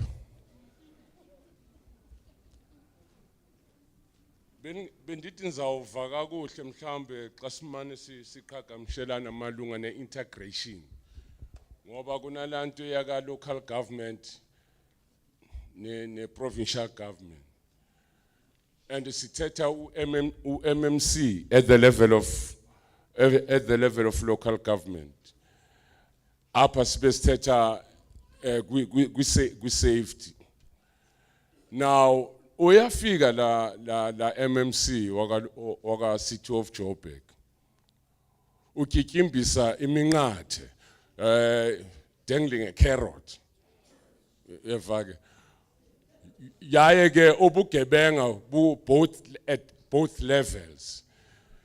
Now xa ikikimbisa iminqathe ngamanye amagama ithi into awukho umsebenzi wala CPF ngoba nyani kula CPF sivile kuthethwa nangaso sastipend kuthethwa ngaso sesithethelela ke kungonje kwabantu abadeployiwe nakuzo izikolo yena xa ezawufika ngonje ethi at the level of local government uyakwenza sure ukuthi kama patroller ngala dangling of carrot i4.5 bayifumana ingozi kwalonto kuyabaleka ukuthi lonto lo ithethwe ilungiswe because these are the spheres of government ekugqibeleni. Now ngoba nami ke ndiyavuma ukukhokhelwa eyogqibela nje ile sihlalo ebesizayibongoza ku MEC wethu uTshovicho noxa singakhange sizive izizathu kakhulu ezokuba kutheni zivaliwe za satellites mhlawumbe mayiphinde ijongisiswe le ndaba yama satellites ngoba nyani iba ipoint yokugqibela esifikele esireacha ngokukhawuleza and making sure ukuthi ama issues also that are related to crime we combat them very easily. Ndiyathanda ukukhokhelwa ke chair manixidike. Inkosi. Two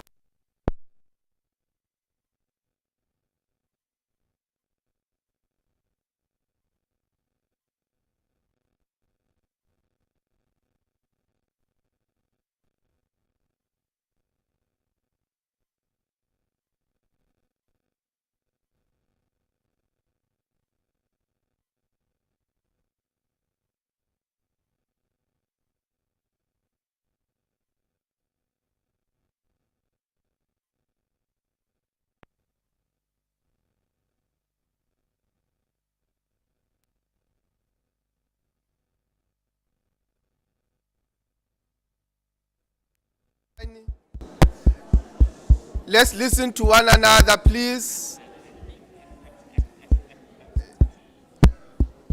Owokugqibela apho ngoba nibabini endaweni eyodwa.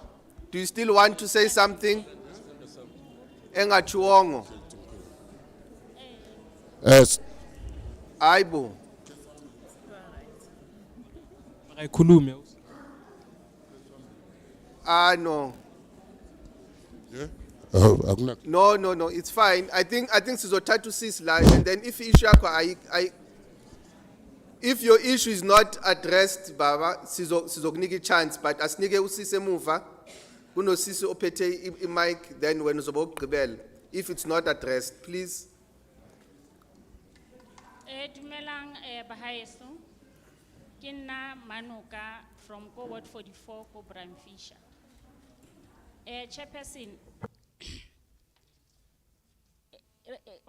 reality of the matter is a galang ke gore a ke itse gore e tlo etsuwa jwang suggestion gore maponisa a collect ene re ne re kopa gore di vene tse di kenywe di camera. I don't know how is it going to be made, but di camera di kene ko di veneng or ko maponiseng because ba collect bana ba rona ba bolaiwa ke di drugs.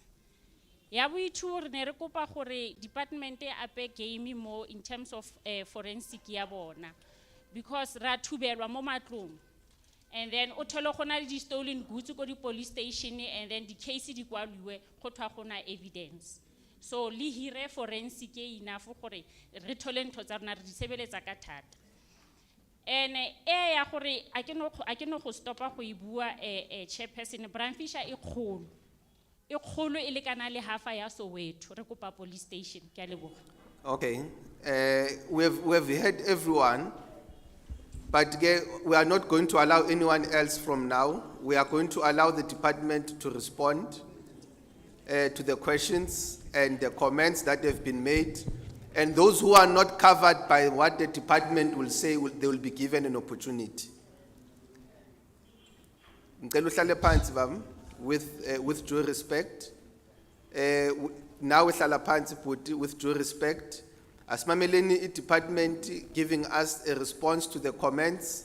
I think most are very good and beautiful suggestions that we need as a committee also to take up and make sure that the department does implement them.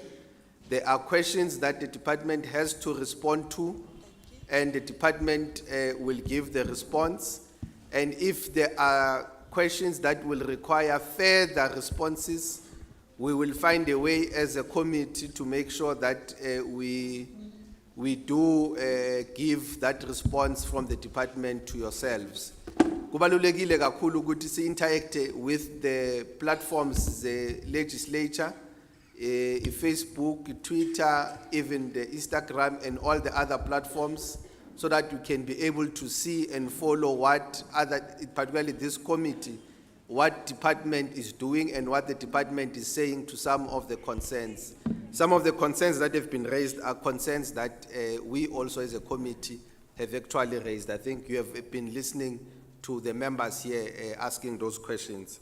So I would also like to apologize for some of the members of the committee who have actually left before. They had indicated before that they will leave, but as a legislature, this morning we lost another member of the parliament or of legislature who passed on this morning. So amayama members awaphathekanga kahle, but thina nathi asiphathekanga kahle, but mele siqhube umsebenzi. So that's why we had to excuse them so that they can be able to take in the sad news that we have actually received. So we do have a bereavement that we are dealing with at the moment. Not that thina sikho weak, asikho strong, but we just wanted to make sure that the program le iyaqhubeka. MEC, it's your opportunity now to respond. Now sizokunika a time limit. You will try to cover all the issues. We'll give you at least 15 minutes at the most, but try to cover everything in 10. Thank you.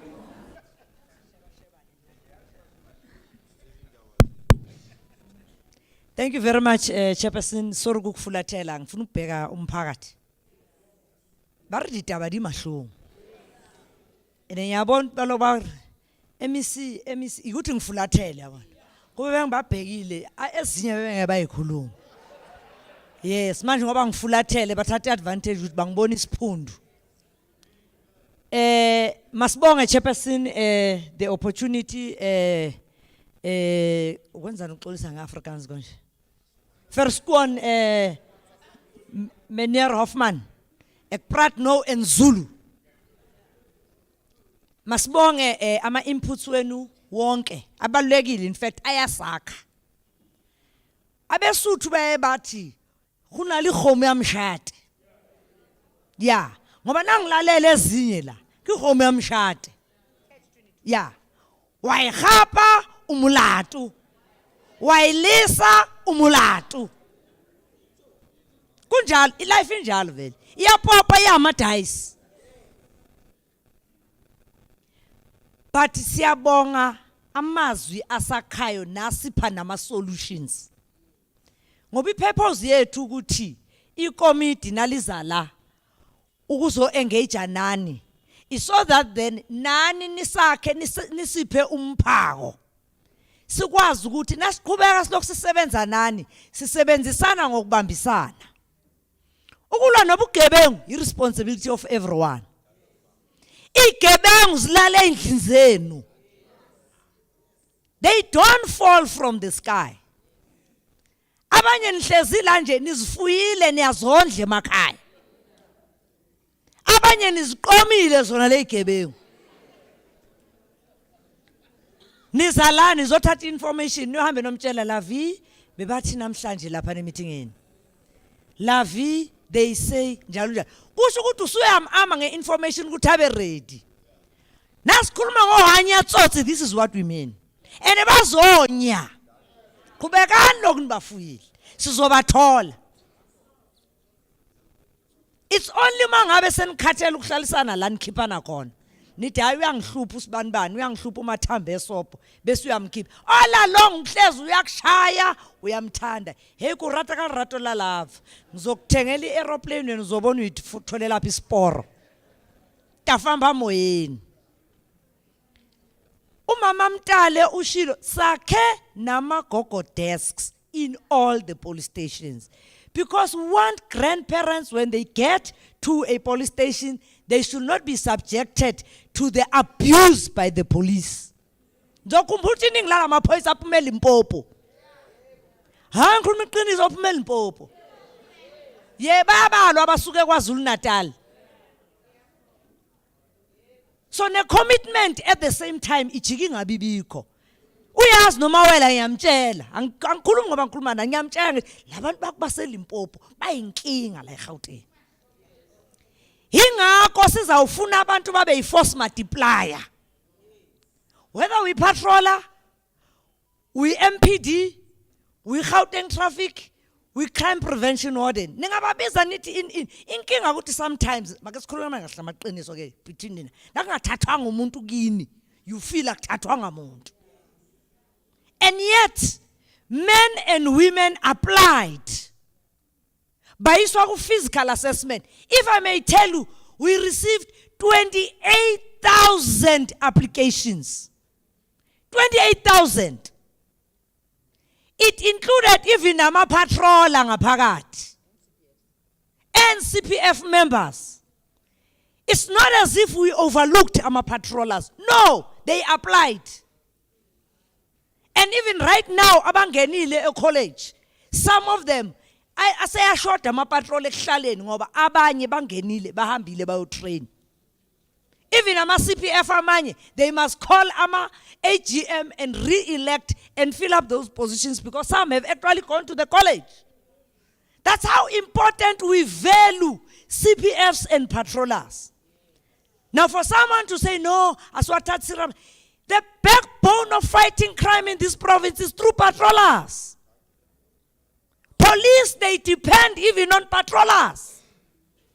That's why they are called community patrollers. But abanye, you establish parallel structures and expect us to recognize them. If you are a recognized patroller, uzohamba police station uyothatha ama fingerprint. Uyoshaya amapiyano. Yeah, wena siyanyova ke makayiwani. The reason why we want you to go to the police station uyothatha ama fingerprints because we don't want to be saying sigatwe ipatroller kanti sigatwe isigebengu khona la. Umuntu one criminal record. Better off. Oh, I'm still in the No, uyangiphendula lana. So sangishola ukuthi all these good initiatives that you are making, we recognize them and we value them. So says me, MEC Faith Mazibuko. That's why I'm known as Jovicho. Because I work more with you than even with the police themselves. So the importance of what you are contributing to our communities, we value it very much. Ngiyazi inkinga isisu. Yazi isisu sibangulaga. That is why abanye bathi yathi nakudala si volunteer without a cent. But what is important is that ngize ngithi ku HOD ikhona le bill esilokhu busy ngayo. In fact is a true national.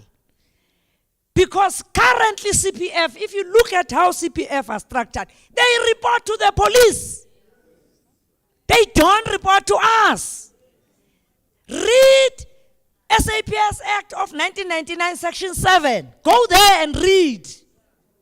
It puts CPFs under the police, not under us as community safety. But what we are doing, Tina, through the provincial board, we set aside our own resources and fund the provincial board so that then it assists in making sure that there's work happening in communities and that there are programs that are in communities. Sikhipha kwesethu imali fiscus equitable share yethu department sinike uCPF. President each time ekhuluma uyabala importance ama CPF in our communities. That is why sebenze in a community in blue. Angazi khona ngabona ama reflector ngata blue. Niwafunde ngasemva ibhalwe community in blue. Because we want to take patrollers to another level. Basuke kule level ekuyo. Continue doing the wonderful work they're doing in communities, but not remove them from communities, but help fund them as they're in the communities. So actually, lip service lengikhulumayo. Mina ngikhuluma into ngiyayenza. And I'm sure you can compare me to anyone. Angithembisa into ngingayenzi. Siyanizwa nani base Prime Fish nikhala ngokuthi iDobsonville mina ngazi nje siheleku se police station, but we'll zoom in on it. Again, so sizobe sibuyela futhi eDobsonville ngoba Dobsonville njalo we zoom in on it. But let's appreciate your inputs. I value them. That's what makes us to plan properly. Because asivuke ekuseni angifani nalama Z83 la. Laba baze ngomsebenzi mina ngihlala nani.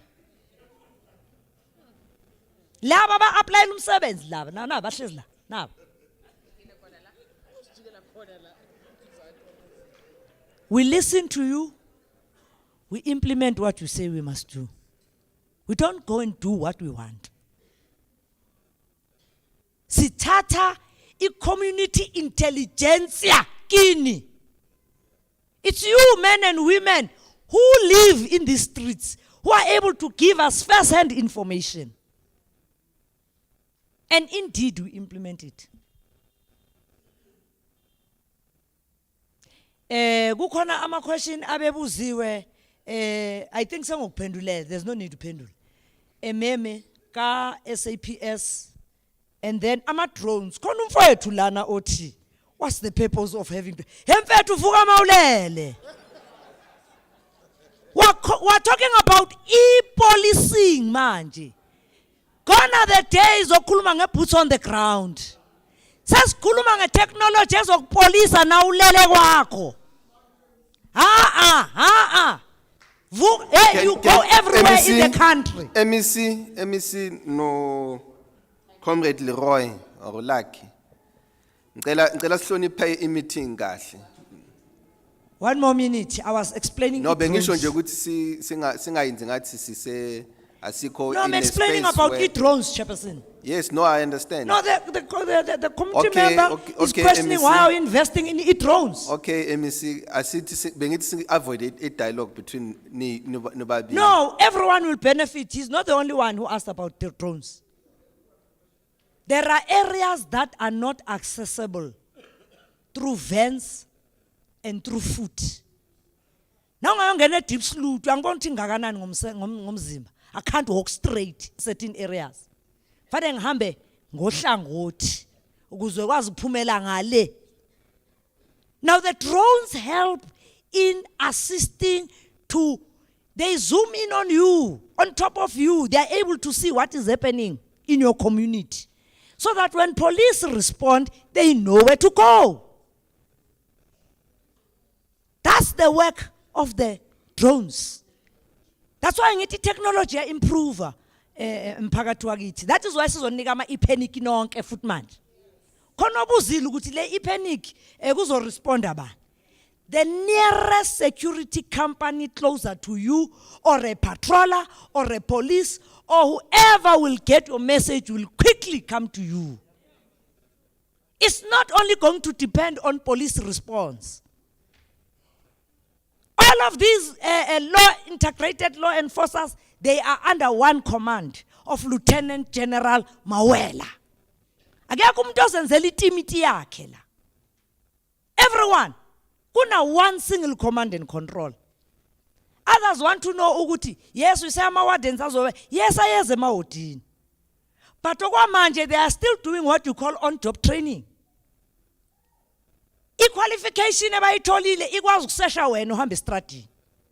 But they can't search cars. That is why we're further. E-education is ongoing. We continue to educate them in terms of also your National Traffic Act, because then it gives them the power to be able to search cars. Section 3, yes, ngibalile. So sengisho ukuthi emphakathi wakithi asisebenzisaneni. Nasebenzisana, riyahlalifisana hape. Siyahlakaniphisana. Wonke ama police stations are supposed to have ama gogo desk. All the police stations are supposed to have ama LGBTQI desks. That's why banawo ama youth desks, banabo MASP, banabo WASP.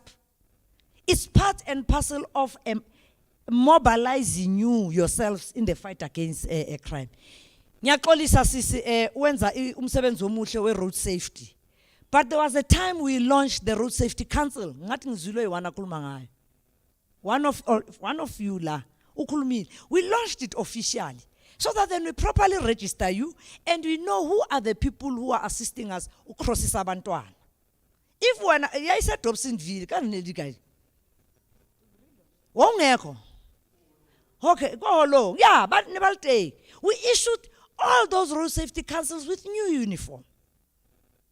Ngicela ukuthatha ama phone number kaMayisela. Azokunikeza uniform right. And we even said, let's find a way to even fund lama road safety councils, because abobaba nabo mama bavuka ekseni bokrossisa abantwana. Nakabuya lapha fanele aphindele. You expect these people to find work and yet they are volunteering. Thini volunteers lithatha serious. Laba abakwa GDE, ngiclarify uGDE. Baholiswa uGDE. uGDE set its own standards ukuthi abantu bakhe bazawuhola malini. Kodwa uniform banikezwa yithi. And then ama community patrollers, once you register yourself properly under each, nanka ama CPF akhona la. Let us not establish parallel structures to CPFs. Let's work with our CPFs. Inkinga ukuthi abanye benu you don't want to recognize our CPFs. That's why beseshiyele lapha we see that omunye ufika wafika la wathi ufuna ama patrol anganga kuzowabhadala. Limazisa abantwana babantu. Colleagues, siyacela somplifu. Arithwarani inkangatanele ngwi abo bebe applyele ukungena kuma. This requirement, colleagues, azange savuka ekseni sa decide is through the TPSA. TPSA says minimum requirement for you to be a personal brigade is matric. It's matric. It's not us because we don't want to recognize you. DPSA set the standards, ukuthi it's metric. Bonke laba baqashiwe lama Z83, that was their minimum. Banama degree nama diploma abanye ba. Minimum requirements is metric. And most of you do have metric. Nasi kepa se advertiser colleagues. Applyan. Sanicela applyan. Labo bebe applyile baya for ama fiscal assessment. Bring your names. Sizo checka ukuthi perform njani. Enye nile for physical assessment mara nifeli theory. Anazi ubani MEC we safety la eGauteng. Bathi ufikile Mbalula. Anazi ubani upremier la eGauteng. Nithi unovula Mkonyane. Theory abanye bafeyile theory. And we're asking simple questions. Zange sibuza imibuzo enzima. Na ungazi mina uthi ngufikile Mbalula, hayi utawuhlala eGauteng. And let's even share with you. We had to verify abantu through the app IEC. Nama metric results. Yabona uthatha certificate sakho lesaka Malusi kune barcode lapha. La barcode wayicofa nje yakutshela ukuthi ubhale phi metric. Yathi malamulela sibeka one side. Baningi, I can give you a report. Almost 468 that came from other provinces babeke one side. So focus kubantu abahlala apha eGauteng. Ngizoma lapho chairperson ngicanga ukuthi ngikhavare yonke imibuzo.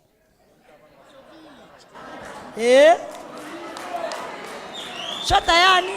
Thank you. Khona kusashota chairperson? There are technical questions that needed to be responded to. Oh, lezemali. Organogram? No, the other questions that were raised by AMA members, a committee, we are going to forward them to yourselves so that you respond to them formally in writing. I think the issue of crime prevention wardens, one thing that I would request the department to do is to write and prepare a proper process of education about crime prevention wardens. The criteria, how many are they, how are they going to be, or where they are deployed, and their powers, you know, in which sections of the Criminal Justice Act are they functioning within. And that will clarify so that everybody understands mabamiswa CPW bangacabanga ukuthi bamiswa ilento le umuntu nje. The second one, I think we'll have to engage further as a committee nani the issue of ama patrollers, particularly those who were not, particularly above 35. That's the first thing. Above 35, abadala baku system your community safety or public safety, or how do we develop and further enhance their functionality within our community? Within that issue, CPF, I think we all are aware of. With Melesiwa, make sure that they exist, and then make sure that they are able to do their work properly. The third issue that was quite